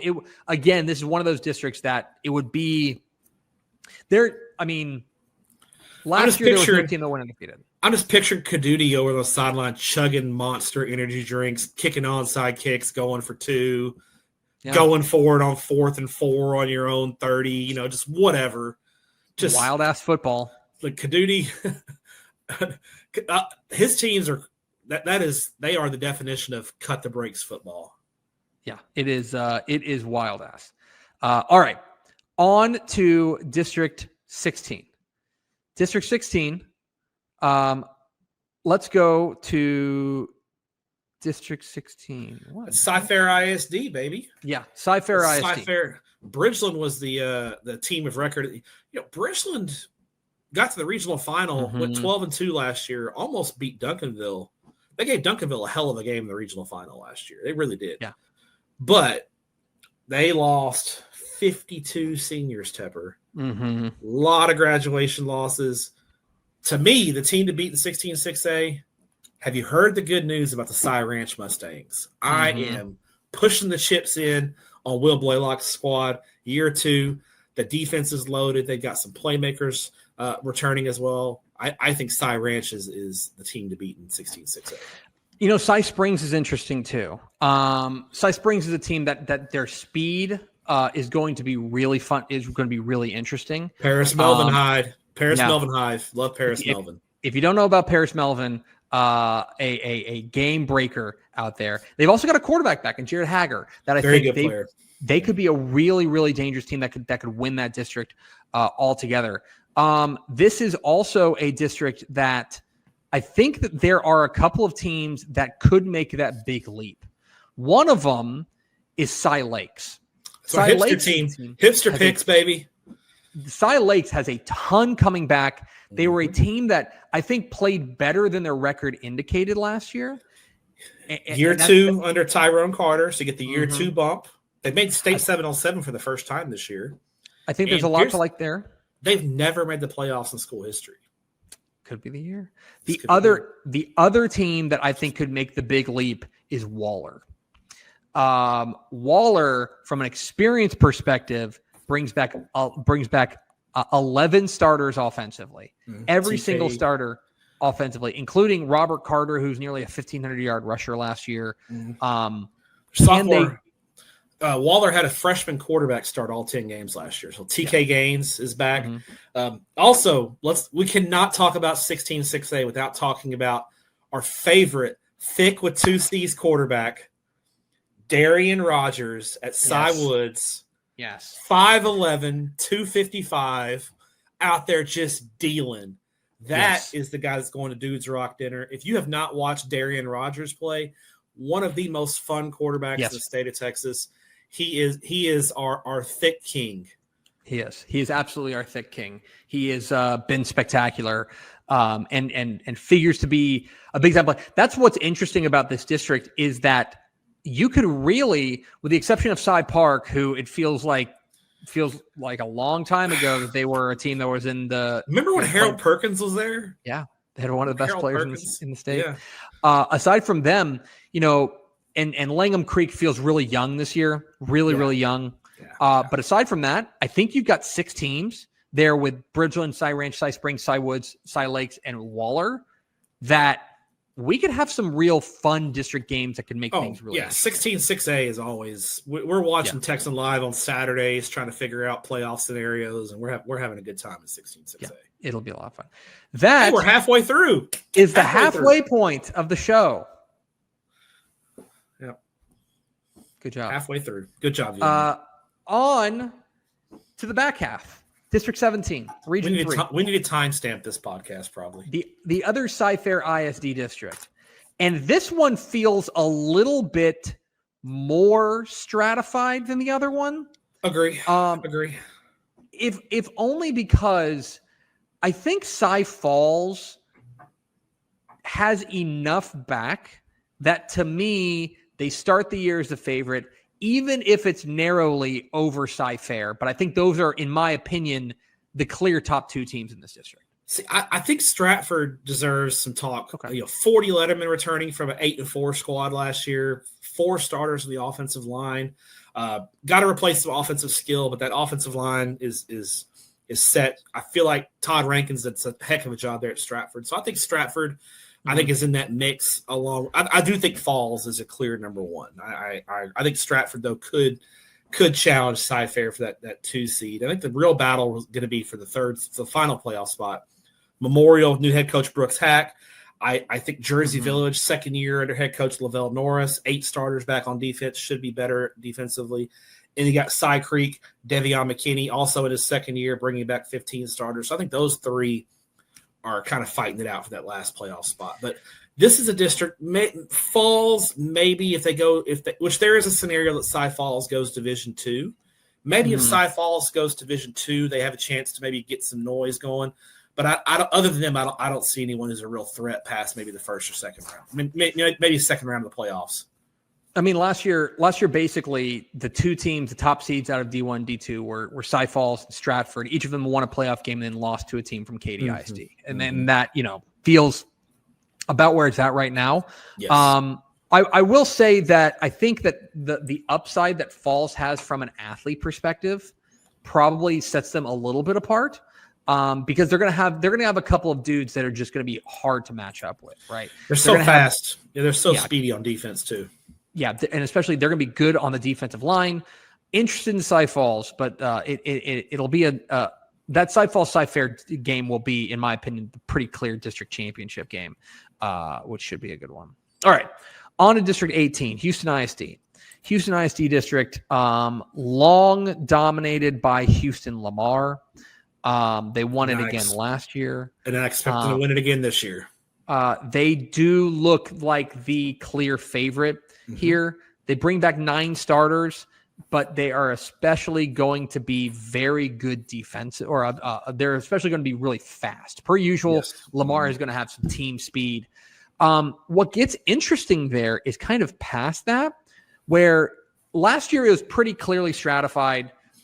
It's like the classic, everybody beat who they were supposed to. Heights beat Bel Air, who beat West Side, and they finished 2, 3, 4. Yep. I wonder if we're going to get a mix up there, because I'm pretty bullish on Bel Air this year. I think Bel Air's got some juice. Heights head coach Steven Dixon was giving me a hard time about picking Bel Air second over Heights. But Heights has got a lot of questions on defense. We'll see. But Bel Air, I picked that before Bel Air had a really late coaching change in July. So we'll see how that goes. It's an internal hire, but we'll see how it goes. I think if there's a year Bel Air can get past Heights, it's this year. Heights has been the clear number 2 in Houston ISD 6A. They actually beat Lamar one year, but for the most part, it's been Lamar, Heights 1-2. I think this year Bel Air is the best chance for Bel Air to kind of get in there and crash that 1-2 party with Heights and Lamar. Yeah. I would say so. Heights, the question for me is going to be defensively. They got wiped out defensively. And that is something that I know Steven Dixon, prides himself on of having a hard-nosed defense. They're going to have a lot of young faces over there. And so how quickly can they kind of put it all together there? The only question for Bel Air is that their numbers are going to be lower than most. And so can depth kind of hold up for them? But I do think that, assuming that you have Lamar 1, which I think they've earned that right just historically and also last year. Absolutely. That matchup for 2-3 between Heights and Bel Air, I think, is going to be a lot of fun. And then probably West Side, I would say, in the 4th spot. Okay. On to District 19, Katy ISD. And Katy ISD, well, I guess let's talk about the team that starts our pick to win it, and the only top 10 team in District 19, and that's the Katy Tigers. And it's interesting because, there has been kind of a new world order in the Houston area generally, and there's going to be a couple of teams we're going to talk about that are like the shiny new toy in Houston. Sure. But Katy has just been rolling along, and even by their standards, 2 down years, they won 21. They went 21-4 in those 2 years. Yeah. And by the way, I think they're going to be pretty stinking good this year. And especially, look, we know what Katy's going to be about. Katy is going to be running game and defense. And I think their defense is going to be really, really good this year. Jeremiah Smith, Isaiah McMillan. What's eye-popping? Some vintage defense stuff. What's eye-popping about Katy this year is they bring 8 starters back on defense. Usually Katy is very senior-heavy. You'll see 3, 4, 2 back on defense, not 8. So very senior heavy, and then they bring back their leading rusher in Tremaine Hill. So the two things that Katie's really good at, they are going to be they bring back a ton of it. Remember, Katie lost to North Shore 42-28 last year. That was a very competitive game in the third round of the playoffs last year. No one's talking about it, and I'm not ready to pick Katie to win Region 3. This is going to sound stupid. Already does. I think Katie's a dark horse in Region 3. Like, no one's going to talk about them because we're going to talk about North Shore, we're going to talk about Tascasita, we're going to talk about Ridge Point, right? No one's talking about Katie, and it's weird, and I think this is the perfect year for Katie to jump up and be like, hey, we're still here. We still wear the crown. Yeah, what a brave take. Thank you. Bold truth teller. To say that Katie, coached by Gary Joseph, who has a career record of 276-28, is a dark horse. No one's talking about him. It's so crazy. And I'm like, guys, I think Katie may win Region 3. Wow, you've just got so much courage.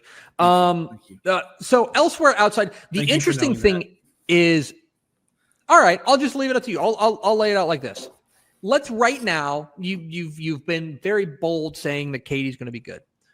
Yes. Who's the second best team in 19-6A? Because I think there's about 4 answers. I lean to Jordan. Mm-hmm. I lean Jordan. Jordan is 2, but I think that 3rd and 4th spots are. Jordan to me is a clear 2. I think Tompkins, Cinco, Pato, and my big sleeper to make the playoffs this year, Maid Creek. I think Maid Creek, Coach Mike Arongbelow, year 2, the year 2 bump. If you see a trend here, I'm a big year 2 bump guy. Head coaches who come in late, year 1, like Arongbelow got hired at Memorial Day weekend, so no off season. Same thing at Cy Ranch. Will Blaylock got hired June 1st. Year 2, having a full off season after a successful season last year. I'm big on that. So I think Maid Creek gets the 4th spot behind Tompkins in 3rd. Yeah, I think I agree with you that Jordan's probably my pick for number 2. The only thing that gives me a little bit of pause about Jordan is not necessarily like what they lost, like as far as numbers are concerned, but where they lost them. Like they lost Andrew Marsh, right? Stud. But they also lost Chad Gasper, their running back, Zion Jones, kind of their two-way star, and Braden Coffey, who was, I think, the leader of that defense last year. I don't think the cover is bare, and I know that Powers really likes that defensive lineman they have, whose name I'm not even going to pretend to pronounce. Jimmy Alo Suliafu, I think it is. Yes, I think you may have got it, Tep. I know he really likes them. There's going to be some key spots that I need to see new guys step up in, and that's, I think, the only thing that gives me pause about Jordan. Watch out for running back Tanner West for Katie Jordan. I like him a lot. I do also agree with you, though, that I think that Maid Creek is definitely a sleeper in this district. On to District 20, where, boy, it's funny. There's a ton to talk about in District 20 from like a storyline perspective. It seems like every team here has an interesting story, at least. We'll start with the team that won the district last year in Fulshire. But Fulshire, A, graduates pretty heavily defensively, and B, has a new coach who is so different from the coach they used to have. Yes, and he's going to run a completely different offense. Yes. This is a complete shift in philosophy and identity. You know, one thing you can say about Fulshire last year is they had an identity. They did what they did, and they Coach Hill, former Randall offensive coordinator before that, Spring Westfield, he's got an identity, but his identity is slinging it around. There's going to be a transition there, and because of that transition, there's a guy, Houston Straight Jesuit. Yes. The new Johnny Football, Johnny Abear, who ran for 3,400 yards last year. I think Straight Jesuit wins the district this year. John Abear he ran for 3,542 yards last year. Jeez. That is the 7th most in UIL 11-man history. And by the way, he did it as a junior. I believe he's the only, like, as far as underclassmen is concerned, that might be the best year in Texas high school football history from a running back perspective. And he's incredible. If you've never seen Straight Jesuit, like, they're just going to turn around and hand the ball off to Hebert and just grind it out. And they're good at it. There's also Foster. Hey, remember when Richmond Foster was a team that was like contending for like regional titles? Oh yeah. I watched CD Lamb personally victimize Dripping Springs in a regional final when he caught 4 touchdown passes in the first half against Dripping Springs. Like they have been a team to watch. Now they've gone through a couple of down years, but last year they popped back up, got in the playoffs. They bring, Shane Hanks has done a good job. They bring back 15 starters. I think they're in the mix. 4th place, shrug. Elsick, I think, gets 4th. Man, I'll stop you right there. I love Elsick. I think Elsick's great. And I think they have an opportunity to really surprise some people. I love this quarterback, Caden Mendenhall. I think he's a dog, 3-year starter. He got a number 1 receiver on the outside, Dejon Patterson. I'm in on Elsick. Shane Rodriguez has done a good job there with the Rams. I think they are going to be a dangerous team for everyone in that district. And then you've got, I believe, let me make sure I'm saying this right, the only team here with a state championship on their record, and that's George Ranch. And George Ranch brings back 16 starters. They bring back all 5 of their offensive linemen. From an experience perspective, they are the most experienced team in this district. Yes, yeah, and could play spoiler to anybody. Yep, agree. Yeah, I think this district, though, again, I don't see this. I see Fulsher taking a step back. I don't know if anyone in this district's really going to jump off the page. Deep playoff runs, but very competitive within the district. It was a 3-way tie last year for the last spot. We could see it again this year. On to District 21. District 21 is Fort Bend ISD. And here to tell us all the good news about the Fort Bend Ridge Point Panthers is Matt Stepp. Well, first off, pull the curtain back a little bit. We had an opportunity as Tepper and Stepp to see Ridge Point in spring football this year, as we were asked to be the guest coaches of the Ridge Point spring game, which would have been a lot of fun, and I think would have given us an opportunity. We couldn't pull it off. It was short notice getting down to Houston, but I think Ridge Point is loaded. I think 24 players have FBS offers right now. Up front on both their offensive line, Avery Morco, Hugh Smith, Jordan Burnett, maybe the best offensive line in Class 6A, loaded at the skill spots. The big question is going to be they have one huge question lingering. The question that we talked about in the open, players that may define what 6A looks like right here. Who takes over for Austin Carlisle at quarterback? I'll say this, if Austin Carlisle had 1 year of eligibility left, I think we'd have a real debate who's the preseason number 1 team in the state of Texas. But that's a big hole. Now, talking to Coach LaFavors, he says they've got 2 guys they feel really good about. They're battling it out. We'll see. But 2 sometimes at quarterback equals 0. So they got to find a guy. But this is a team everywhere else. This is state. The personnel is state championship worthy. Now, can they put it together? We'll see. But this is a team that if they figure out the quarterback situation. And remember, last year they beat Bridgeland. And Bridgeland got all the way to the regional final and gave Duncanville a great game. So we know Ridge Point can put it together. So let's see. But I think if the quarterback question gets answered, this is a team that could win a state championship. And they are the clear favorite in 21-6A because Hightower, the number 2 team, talented but very, very young. Yes, very young, especially defensively. They're going to be very, very young, and that'll be a real question for them. I think they'll be good on the offensive line, but I think that's going to be like the real question is what do they look like defensively? And then past that, there is probably a 3-way race, maybe 4-way race for those final 2 playoff spots between Austin, Elkins, Travis, and Bush. I think I like Travis here as the 3rd place team. Yeah, 7 starters back on both sides of the ball. Elkins was a surprise area playoff team last year. They shocked Shadow Creek in the playoffs last year, but Elkins quarterback Roman Seymour is now at Ridge Point. Roman Seymour is one of the guys competing for the QB job at Ridge Point. So big loss there. Even Clemens, I expect Clemens. They really struggled last year. I expect them to be a lot better with 17 starters returning. But I think Clemens and Dulles are kind of, Fort Bend Bush had they had some tragedy hit them last year. They lost their head coach Alan Aldridge, I think in week 2. So they played last year, with an interim head coach. So Colonius McNeil steps in. He's from Hightower. I think he's going to have an improved Fort Bend Bush team. I don't know if they're ready to compete for a playoff spot, but I expect them to be better. On to District 22, Matthew, where we find Alvin ISD, Pasadena ISD, and Pearland ISD. And Pearland starts the year as our preseason pick to win the district.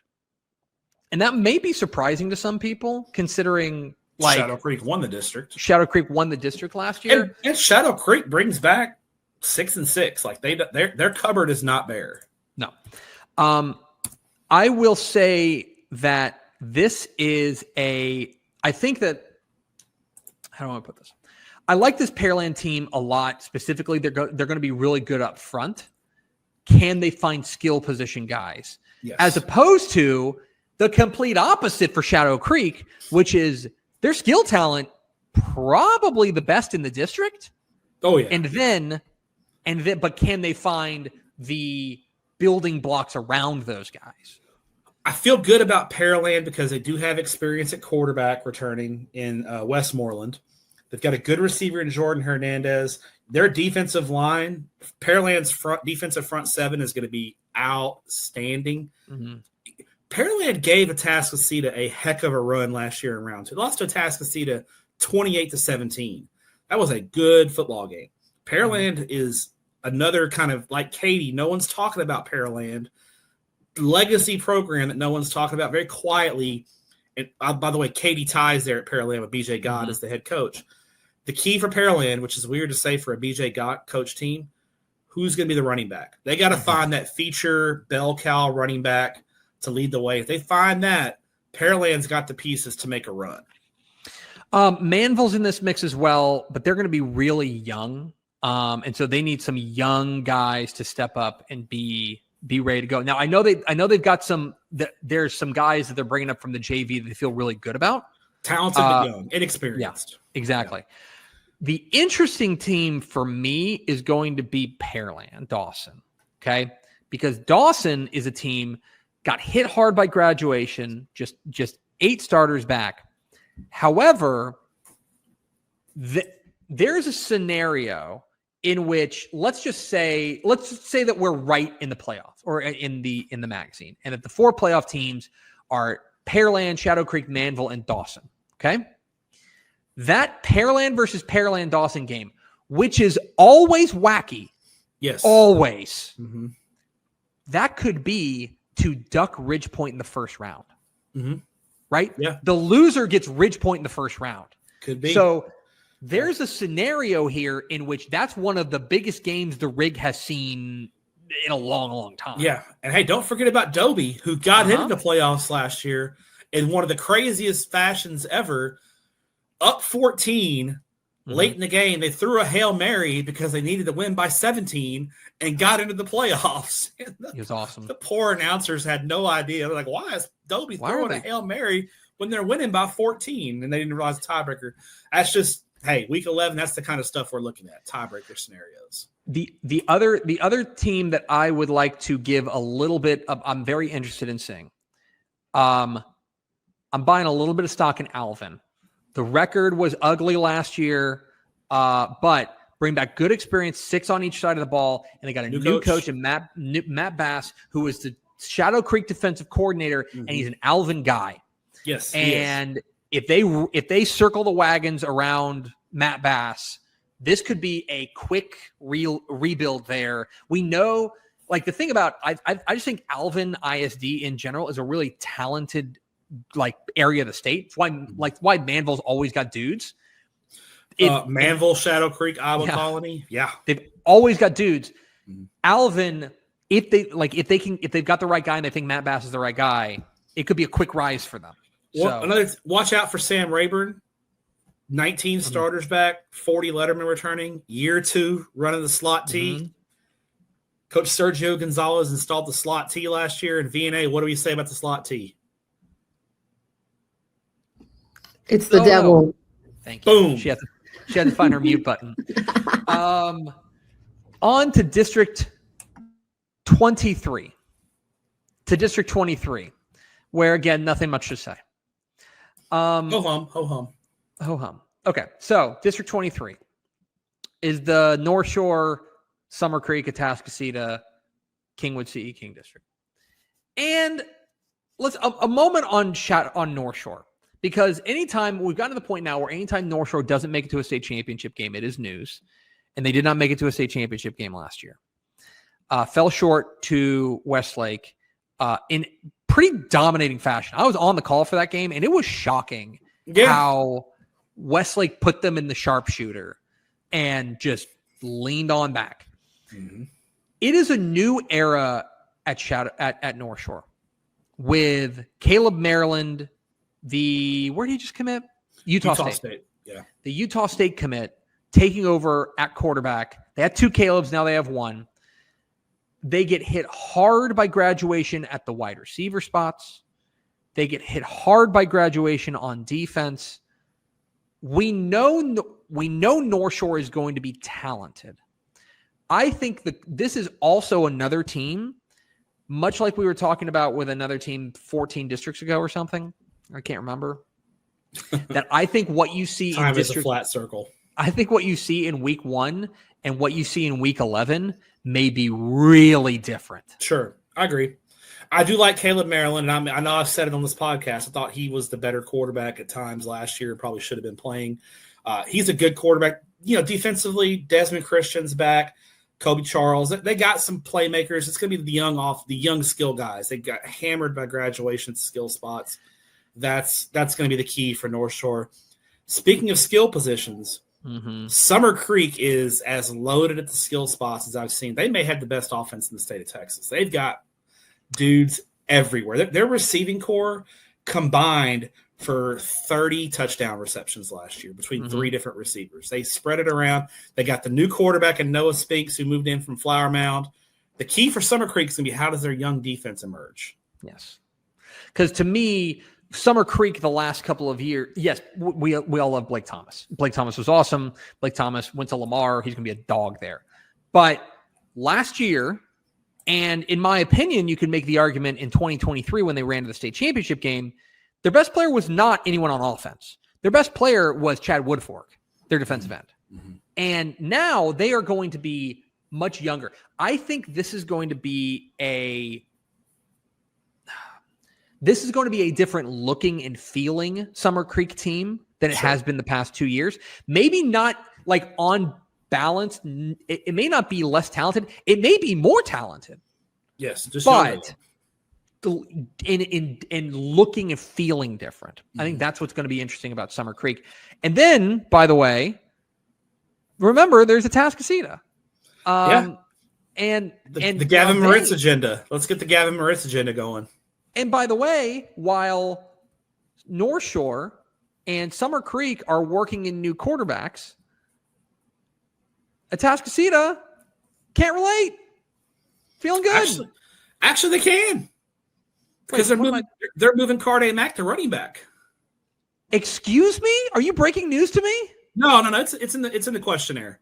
They decided to move they decided to move Carday Mack to running back, which is his natural position.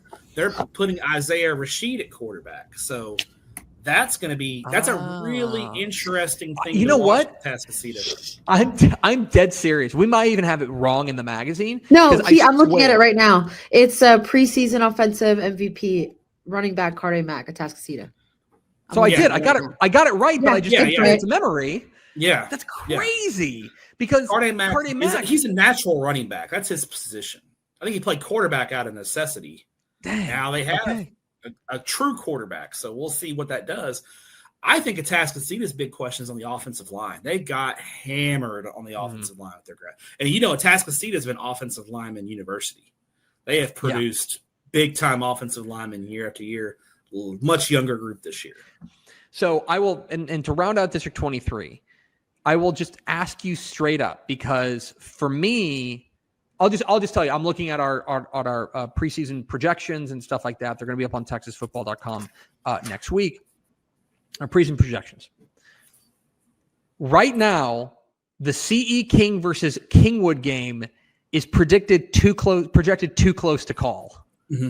It does feel like you've got these three teams in kind of the upper tier, and then two teams with respect to maybe Humble who could break into that. Yeah, I think Humble. Yeah, I think you got three fighting for one. But Kingwood, lest we forget, they made the fourth round of the playoffs last year. They were regional finalists. Like 23 6A had all four regional finalists in 6A Region 3 last year. So because of that experience, I give Kingwood the edge. Okay, so Kingwood gets the edge on there. Although I think CE King has They're got talented. some guys, especially I think on the defensive side, they feel pretty good about that. That'll be a really fun. That if you pay so much attention to North Shore, Summer Creek, and Tascasita, which are all going to be contenders, there is this really interesting kind of like the fight going on for that final playoff spot there in District 23. On to District 24 as we round out Region 3 on this brief podcast, where there was arguably no more chaotic district in 6A at the top than there was in District 24, where you had a three-way tie at 6-1 to finish the season. Now, and by the way, those the district got swept by District 23 in the playoffs, so it kind of didn't necessarily matter. I will say this.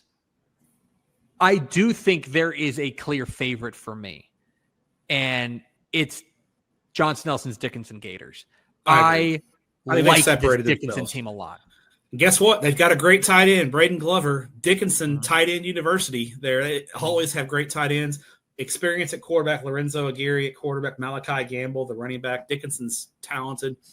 Deer Park, Clear Springs, Clear Falls, all a little bit young in positions. I think that opens the door. I agree. I think Dickinson is your team to beat. The interesting thing when you take a look at kind of the rest of these teams there, a lot of them lost a lot of key pieces. Maybe not even in the numbers, but just the guys they got. I'll give you is Deer Park. Deer Park's an example of a team that lost some really important guys. Like Austin Flynn's ball club brings back 9 starters, but they lose Kieselhorst, their quarterback. They lose like Adam White, who was probably their best defensive player. They lose like 2 or 3 big offensive linemen, a lot of really important pieces. How quickly can they reload that? And similarly, you take a look at a lot of the skill talent here. In fact, you take a look at the teams that we project in the top 5, Dickinson, Clear Springs, Deer Park, Clear Falls, and Clear Lake. All of them lost their quarterback. Every one of them. Yeah. So who can develop that quarterback quickly? I think Dickinson's talent on balance is probably superior to the rest of the teams in this district. But if, let's say, Clear Falls figures out a quarterback, like they're right in the mix. They're right in the mix. That's what as we saw last year. Yeah, this district was like that last year. Yeah, but I think there's 4 clear playoff teams in this district. I think Clear Lake had a late coaching change. Some kids left the program. They're probably going to struggle. Creek's young. Brazos will.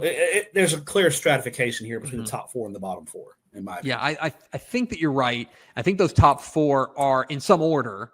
Maybe one of them figures out a quarterback and they jump a spot, but it does feel like that this feels relatively stratified there. That's Region 3. Oh, one more region to go. We've been recording a long time.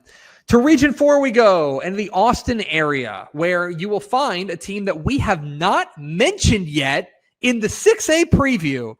It's the 6A Division II state champion Vandergrift Vipers. Matt Stepp, it's disrespect season. Yes, we did mention them a little bit because I mentioned CJ Mooring transferring to Conroe. Oh yeah, okay, like an hour ago. But yeah, but other than that, but Vandergrift, I think offensively they're going to be loaded. Miles Teodecki at quarterback, Brock Chilton, Gavin Coaster. They're offensively, Vandergrift's going to be just fine, and they are 25 6A is Vandergrift and 8 teams fighting for 3 plays. Like I could see that my projected 9th place team could finish in the playoffs. This district after Vandergrift is crazy. So it's a couple things. Let's a moment more on Vandegrift here, because this is a team that I think this will be a really interesting test for Drew Sanders, because he's a defensive guy. He calls defensive plays. He is kind of not used to having a team that their signature move is going to be offensively. Like they're like, that's going to be what they hang their hat on. Yes. Is Miles Kazecki, for sure. Brock Chilton. Like, this is a team that Gavin Coaster, they're going to be really good offensively. The defense is young. The defense is like, they've got some playmakers, guys like Parker Davis, Hugo de la Vara Vasquez. They've got guys they really like who are back from a state championship team, but this is a reload defensively. And it will be a real challenge, I think, for Drew Sanders and his coaching staff to get them up to speed. To your point, though, is this after that? Here's a hot take. Is this the most potentially fun offensive district in Texas? There's a lot of playmakers going to score. Yeah. And this district 2 years ago, we were worried that there was going to be a 5-way tie for the last 2 playoff spots, and everyone maxed out. And we were going to have a coin flip. Like, these teams all beat up on each other every year, other than Vandegrift. Round Rock, I think, because of the pedigree, gets the pick for the number 2 spot. But I could see Hutto under new head coach Eli Reinhardt. They bring back a ton. Offensively, they're going to score points. You know, McNeil, back-to-back playoff appearances, 15 starters returning. You know, Stony Point's got 13 starters back. Vista Ridge, everybody brings a lot back. This district is going to be, I think, get your tiebreakers ready. And if you told me Manor was going to make the playoffs, I'd be like, yeah, okay. They bring back enough to make the playoffs. Like, it's that interesting and that wide open after Vandegrift. I think you're exactly right. Like, McNeil is really interesting to me. It's not long ago that McNeil was like the bottom of the barrel in Round Rock. Their coach Scott Hearns has done a great job with that program. And they're going to be better. Like, they've got a 3-year starter in Jaden Saltz at quarterback. They're going to be fun to watch, will be McNeil. They've done an unbelievable job there. The other thing that's really interesting to me, and this is the way my brain works, this is because you are matched up with the district we're about to talk about. You better win every game you can. You better finish as high as possible, because there's some big dogs lurking in the first round of the playoffs. Yeah, if you don't want to screw around and drop a game you shouldn't. You don't want to be opposite of Lake Travis and Westlake. No, you just don't. You know. So, I mean, Vandegrift 2 years ago went 10-0 and then got beat by Lake Travis in the first round of playoffs. So that is not a match. And what's interesting in 26-6A, we know, I mean, we don't know this, but we feel like Vandegrift and even Dripping Springs, like we haven't talked about Dripping Springs, that's a tough first round matchup for anybody because the 2 big receivers they have on the outside. The thing to watch here is who gets that 4th spot. Last year, Austin High upset Austin Bowie in week 11. That upset put Westlake in the Division I bracket instead of the Division II bracket. Westlake's your swing school here. Austin Bowie makes the playoffs, Westlake goes D2. Austin High makes the playoffs, Westlake goes D1. So that's the kind of hipster game late in the year that's not going to be on the statewide radar that we're going to look at and be like, that's the game that's going to have implications statewide. Because if that doesn't happen, it's probably North Shore and North Crowley in the state championship game last year. Oh, so yeah. That thing has implications across the state. Major implications. But I think this is the year Lake Travis gets Westlake. I think they get them this year. So we can transition now to District 26 and talk about this, because it is Lake Travis and Westlake. It is, per usual, one of the biggest games in the state every year. And remember that this is going to be the 3rd meeting in 12 months for these 2 teams, because they saw each other in district play, and Westlake knocked off Lake Travis in a good game in district play. It was 28-16, but I think Westlake scored late to really pull it away. And then they met again in the playoffs, which was had the same game, wasn't it? It was, they beat them the same way twice, basically. Yeah. Now, what's interesting is that I think Westlake definitely has the quarterback edge because they bring back Reese Wise, who's a stud. I think there's an argument to be made Lake Travis is better up front, at least right now on paper. And that could make this really interesting. And then there's also, as you alluded to, the D1 conversation as can somebody move Lake Travis to D2? Or Westlake rather to D2. Yeah. If Westlake goes D2, everything changes. You have a Westlake Vandergrift regional final instead of a Westlake Lake Travis regional final. So right. Westlake graduated 60 seniors. That's a ton. That's why I kind of give Lake Travis the edge here. But Dripping Springs is one of the best third place teams in the state of Texas. Cooper Reed and Merritt Bloomgren are going to be a problem for opposing defenses on the outside. I'm interested in Bowie, especially because of their running game. Not only are they like one of the most, and I mean this exactly what I'm saying, one of the most important teams in the state as far as like just the way that things shake out. Just their season shapes the bracket in a big way.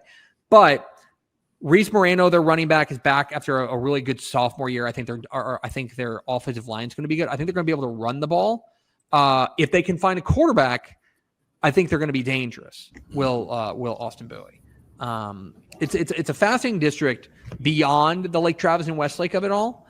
That Austin High Bowie game is going to be obviously major implications. Yes, it's my brother. It'll be a fun district. What's that? I said it's my brother, Reese Moreno. Reese Moreno, yes, that is. No. It's VNA's brother. I'll be honest. I can't believe you're still here, VNA. Yeah, thanks for sticking with us. Thank you for your courage.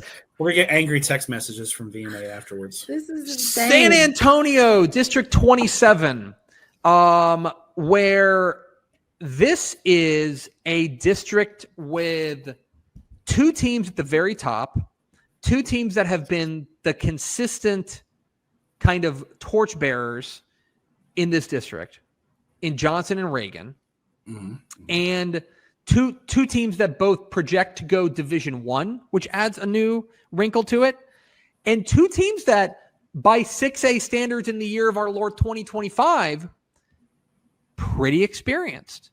Especially Johnson. Johnson brings back a lot from a 10-win team.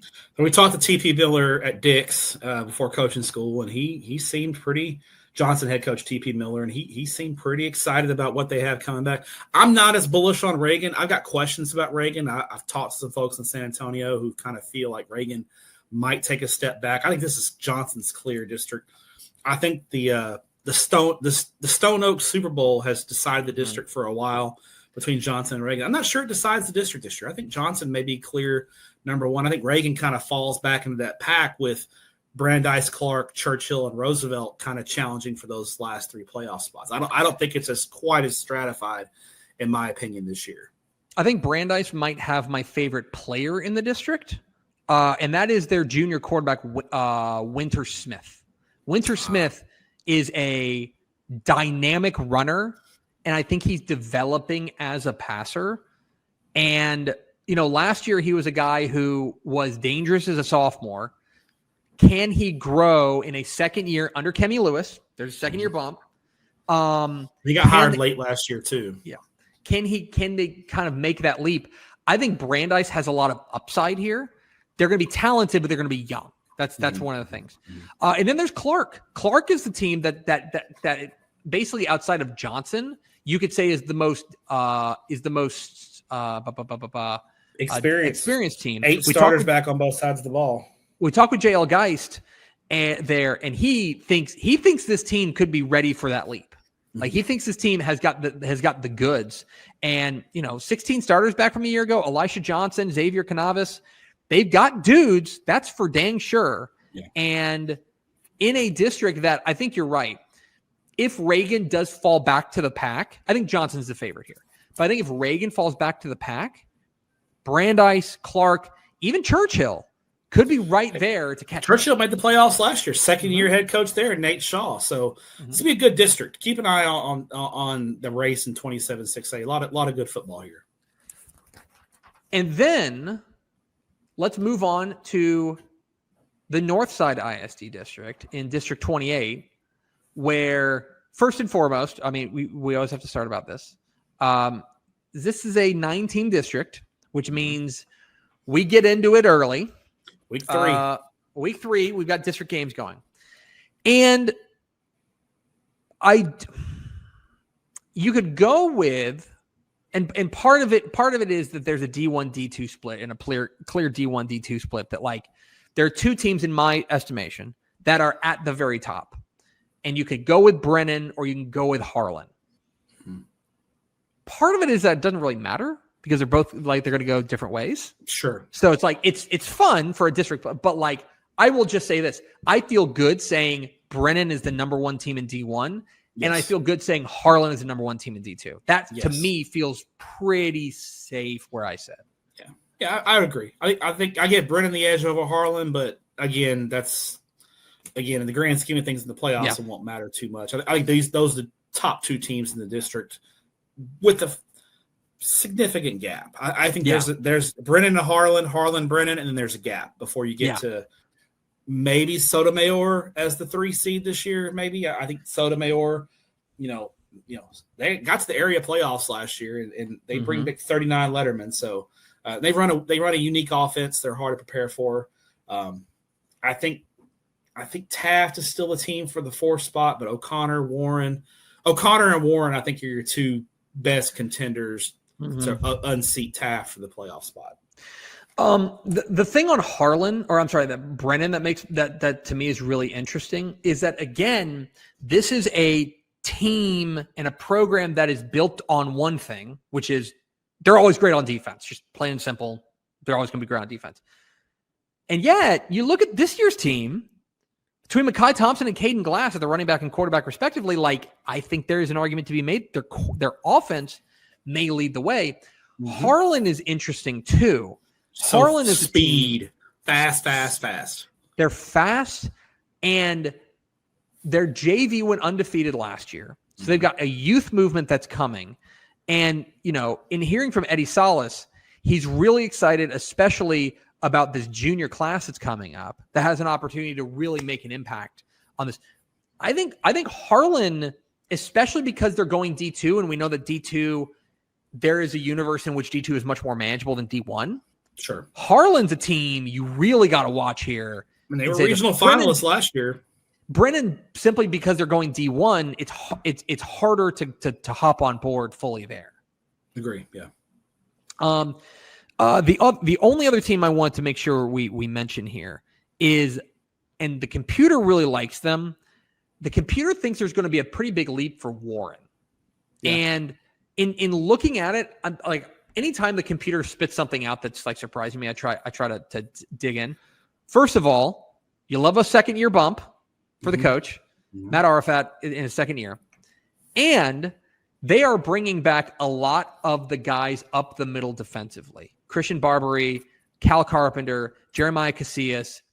If they can find skill guys offensively, then Warren could be your sleeper in this district that could make people like, I think that's the question though, is that, like, they've got to find offense. But I agree with your overall take, which is it's Brennan, Harlan, a gap, and then a muddle of teams. A muddle of teams. Probably Sotomayor the best among them. So that'll be to District 29 we go. District 29 in this brief podcast.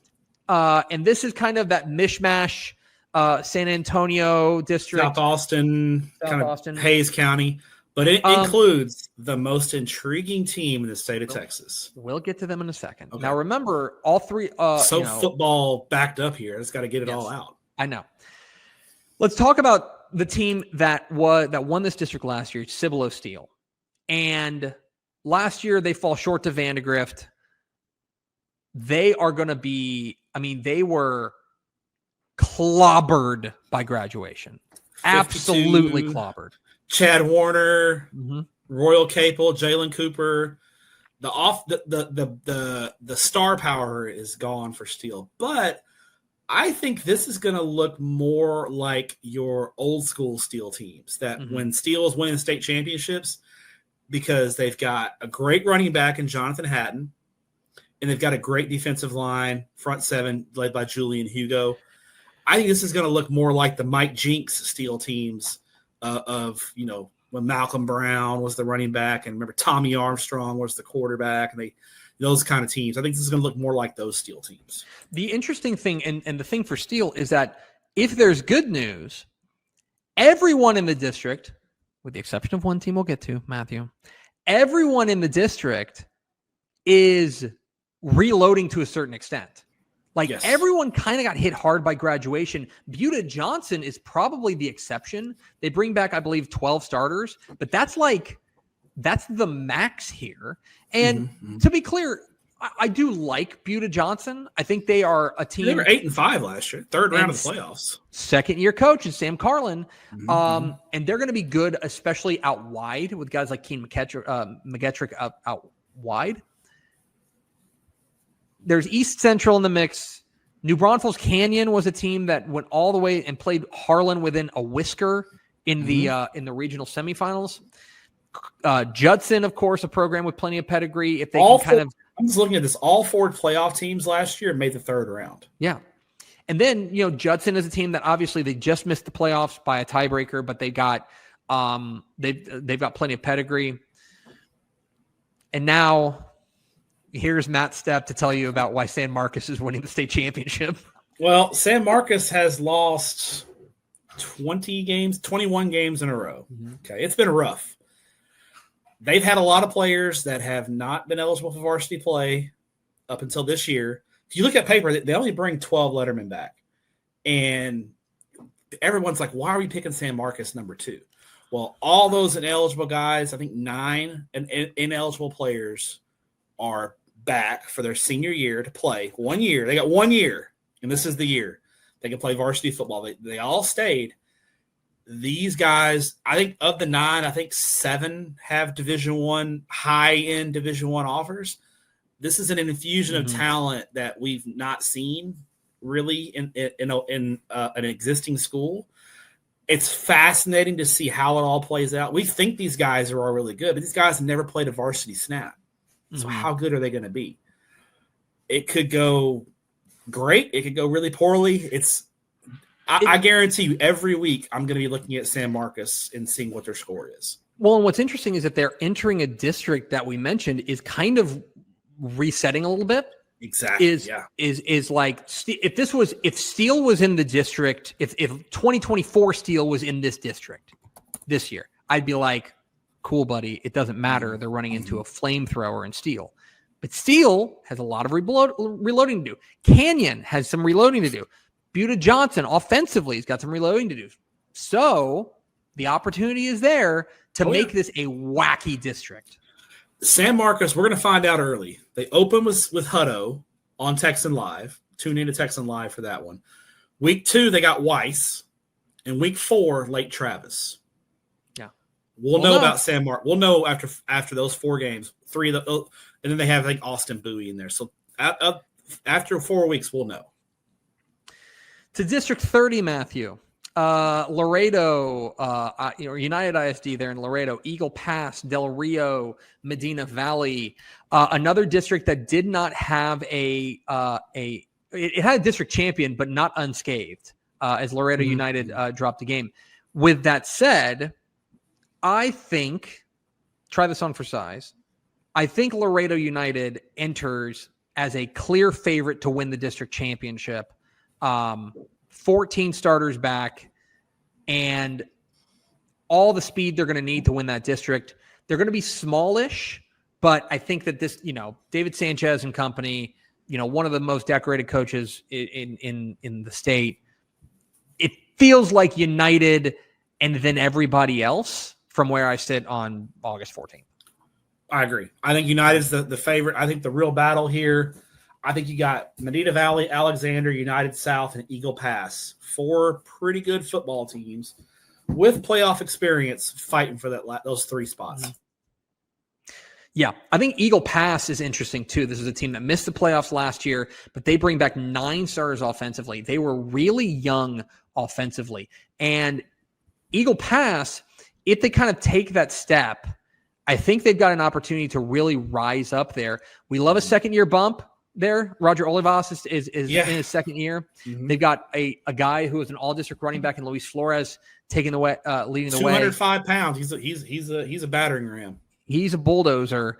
But it is interesting because, like, Alexander fascinates me too. Alexander is a team that, finished, I guess they ended up finishing third in the district last year because they lost the tiebreaker to Medina Valley. But from a known commodity perspective, they're going to have skill talent that other teams in this district simply won't have right now.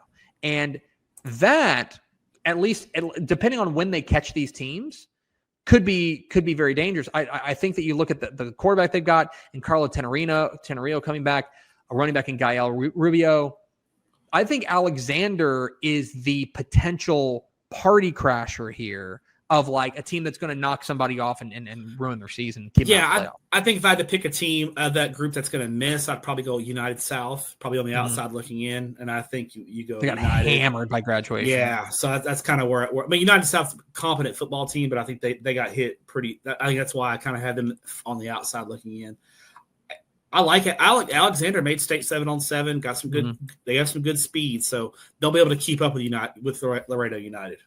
Yeah, but I do think that it's United's to lose, and then probably Medina Valley Alexander, which I think last year was a really good game, if I remember correctly. I want to say it was 14, 20, 27-20, something like that. It was good. It was a good ball game. All that's to say, figures to be a really interesting district there in District 30.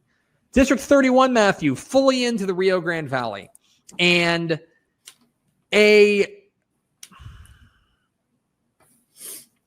I'll just be honest. I have no idea what to feel about District 31. And I've thought about it a little bit because if you want to go with experience, it's Edinburgh. Mm-hmm. But if you want to go with the pedigree and the recent success, it's undeniably PSJA. And what they've done, Weslaco. Yeah. And what makes this even more complicated, Matthew, is that both Weslaco and PSJA had undefeated JV teams, which means they've got some youth movement that's coming up that they feel good about. And how can they both be undefeated? They must have had their game canceled because they're in the same district. You would think they would have played, or their district or their coaches are lying to us. Probably not. I don't know. All that is to say, we start the year PSJA number 1. I don't really feel good about that. They only bring back, I think, 6 starters. Yeah. I got Weslaco 1. Because 40 Letterman returning. Yeah. I got Weslaco. But Edinburgh's the real sleeper here. Yes. New head coach, Joey Pena, coming over. I believe Pena was – now I got to look. What did Joey Pena do? I've got it. What was he prior? He was the offensive coordinator at Weslaco. So a little intrigue. Yeah. These are 3 legacy programs in the Valley: Edinburgh, PSJ, Weslaco. Those 3 teams, when they play, big crowds, big atmospheres, should be a lot of fun. I go Weslaco, PSJ, Edinburgh, but I could see Edinburgh winning the district too. I think you got a clear top 3 in this district. I think the 4th spot is really up for grabs. Mm-hmm. I think this might be the year for Economides. They got in the playoffs last year, a really good junior class coming in. So keep an eye on Economides. I think Edinburgh North with a new head coach going to take some rebuilding this year. I tend to think that you're right. I don't know. We have PSJ winning the district in the magazine, and I'll stick with that. But it does feel like you're right. Weslaco could grab it, and if Edinburgh, if things come together for them correctly, then Edinburgh could be that team that ups and grabs that district championship. Mm-hmm. But it's fun. And the other thing is that, like, because kind of different from what we were talking about with that 9-team district in Northside ISD, there's only 6 teams in this district, which means you've got a while to get your house in order. For PSJA and for Weslaco, yeah, the numbers are not what they wanted them to be, but they've got time. They've got a month and a half before these games really matter. So that's, I think, another thing. And last, but certainly not least, the state's only 5-team district. District 32, 6A, a district that was pretty soundly won, with the exception of one game. But Los Fresnos was, in my mind, the class of that district, and it's not just because they won the district. This was a team that I think was really talented and really dangerous.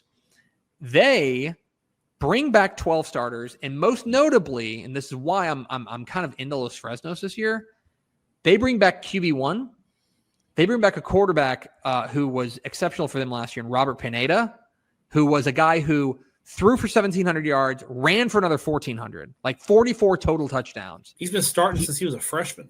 He's the best quarterback in the Valley. I was going to say, is he the best player in the Valley? He might be. Ethan Guerra at PSJ North maybe has a case, but I think he's the best quarterback in the Valley. Yeah, he's the best quarterback there. He's the guy that even though they lost a couple of guys on the defensive side, they feel like the favorite here. Although, like, Brownsville Vets brings back a ton as well, and that was a very close game. But it feels like because Los Fresnos has the guy at QB, that probably gives them the question, because Brownsville Vets is replacing a quarterback. Yeah, and in that offense, you got to have an operator at quarterback. Hey, Brownsville Vets lost to New Braunfels Canyon by 3 in the second round, so they were almost the last Valley team standing. Watch out for a big leap forward from Harlingen this year.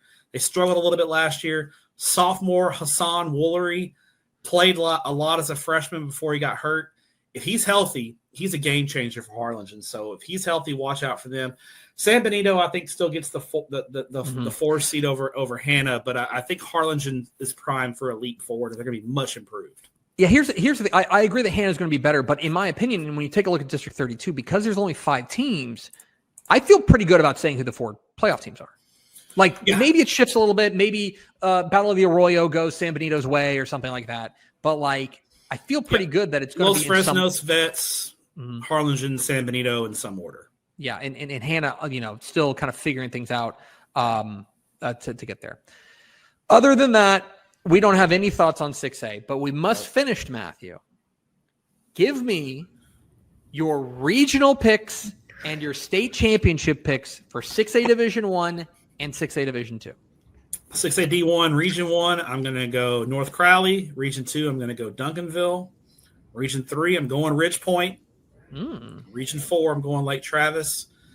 In the state championship game, I'm taking Ridge Point over North Crowley. Wow. Okay. I'm pushing them in on Ridge Point. Pushing the chips in Ridge Point. D2, I'm going South Lake in Region 1. Region 2, I'm going to take Longview. Region 3, I'm going to go Summer Creek. And in Region 4, I'm going to go Vandergrift over Westlake. So same 4 regional finalists. However, a new state championship game, I'm going to go South Lake Carroll versus Summer Creek. And I'm taking South Lake Carroll to beat Summer Creek in the state championship game. Okay. I like it. I was this close to taking Katy in Region 3, though. It's this close. Matt Stepp, in D1, in D1, I'm going to go with North Crowley, although I do think Duncanville could do it. And I also think Allen or Euless Trinity could do it. But I'm going to go with North Crowley. I'm going to give them the benefit of the doubt. Champion's advantage. In Region 2, I am going to go with Duncanville to win Region 2. I'm going with Katy in Region 3. Okay, you're doing it. Okay. I'm going with Katy in Region 3. And I'm going with Lake Travis in Region 4. And a state championship game, give me Katy over North Crowley. Okay. Katy over North Crowley in the state championship game. Hey, talk about throwbacks. What happens if Allen wins Region 1 and Katy wins Region 3? We get Katy Allen attendance talk. Yeah, we do. Oh. Could you imagine? It could happen. It's conceivable. It could happen. It's very conceivable. Conceivable. All right, 6AD2. Sorry, go ahead. Sorry, go ahead. I interrupted your 6AD2. 6AD2. I like South Lake Carroll in Region 1. Okay. I like Longview in Region 2. They're going to figure it out. I like Longview in Region 2. Man. I don't know. I think I like Shadow Creek in Region 3. I really like Shadow Creek, although Summer Creek could do it too. I'll go with Summer Creek in Region 3. That's the safe pick. In Region 4, I'm going to go with Westlake in Region 4. And in the state championship game, yes, I do. And in state championship game, give me Southlake Carroll over Austin Westlake. Riley's Revenge. Riley's Revenge. Like Southlake Carroll over Austin Westlake. Those are non-binding. Please don't hold me to it. I don't like the 14th. Thing is, the other thing is like it's hard. It's harder to do it here because we don't know 681, 682. Sure. That's what makes things really interesting. So anyway, that's all I have to say about 6A. Let's go to VNA Moreno and see if she wrote anything down. Hi, VNA. Did I write anything down? What did I not write down? Okay. I'll go through the 3 highlights. Yeah. Tepper will block you if you post the score of a scrimmage. Yeah, I will. I absolutely will. Do not send me a score of a scrimmage. The Capella Illuminati. We need to trademark that.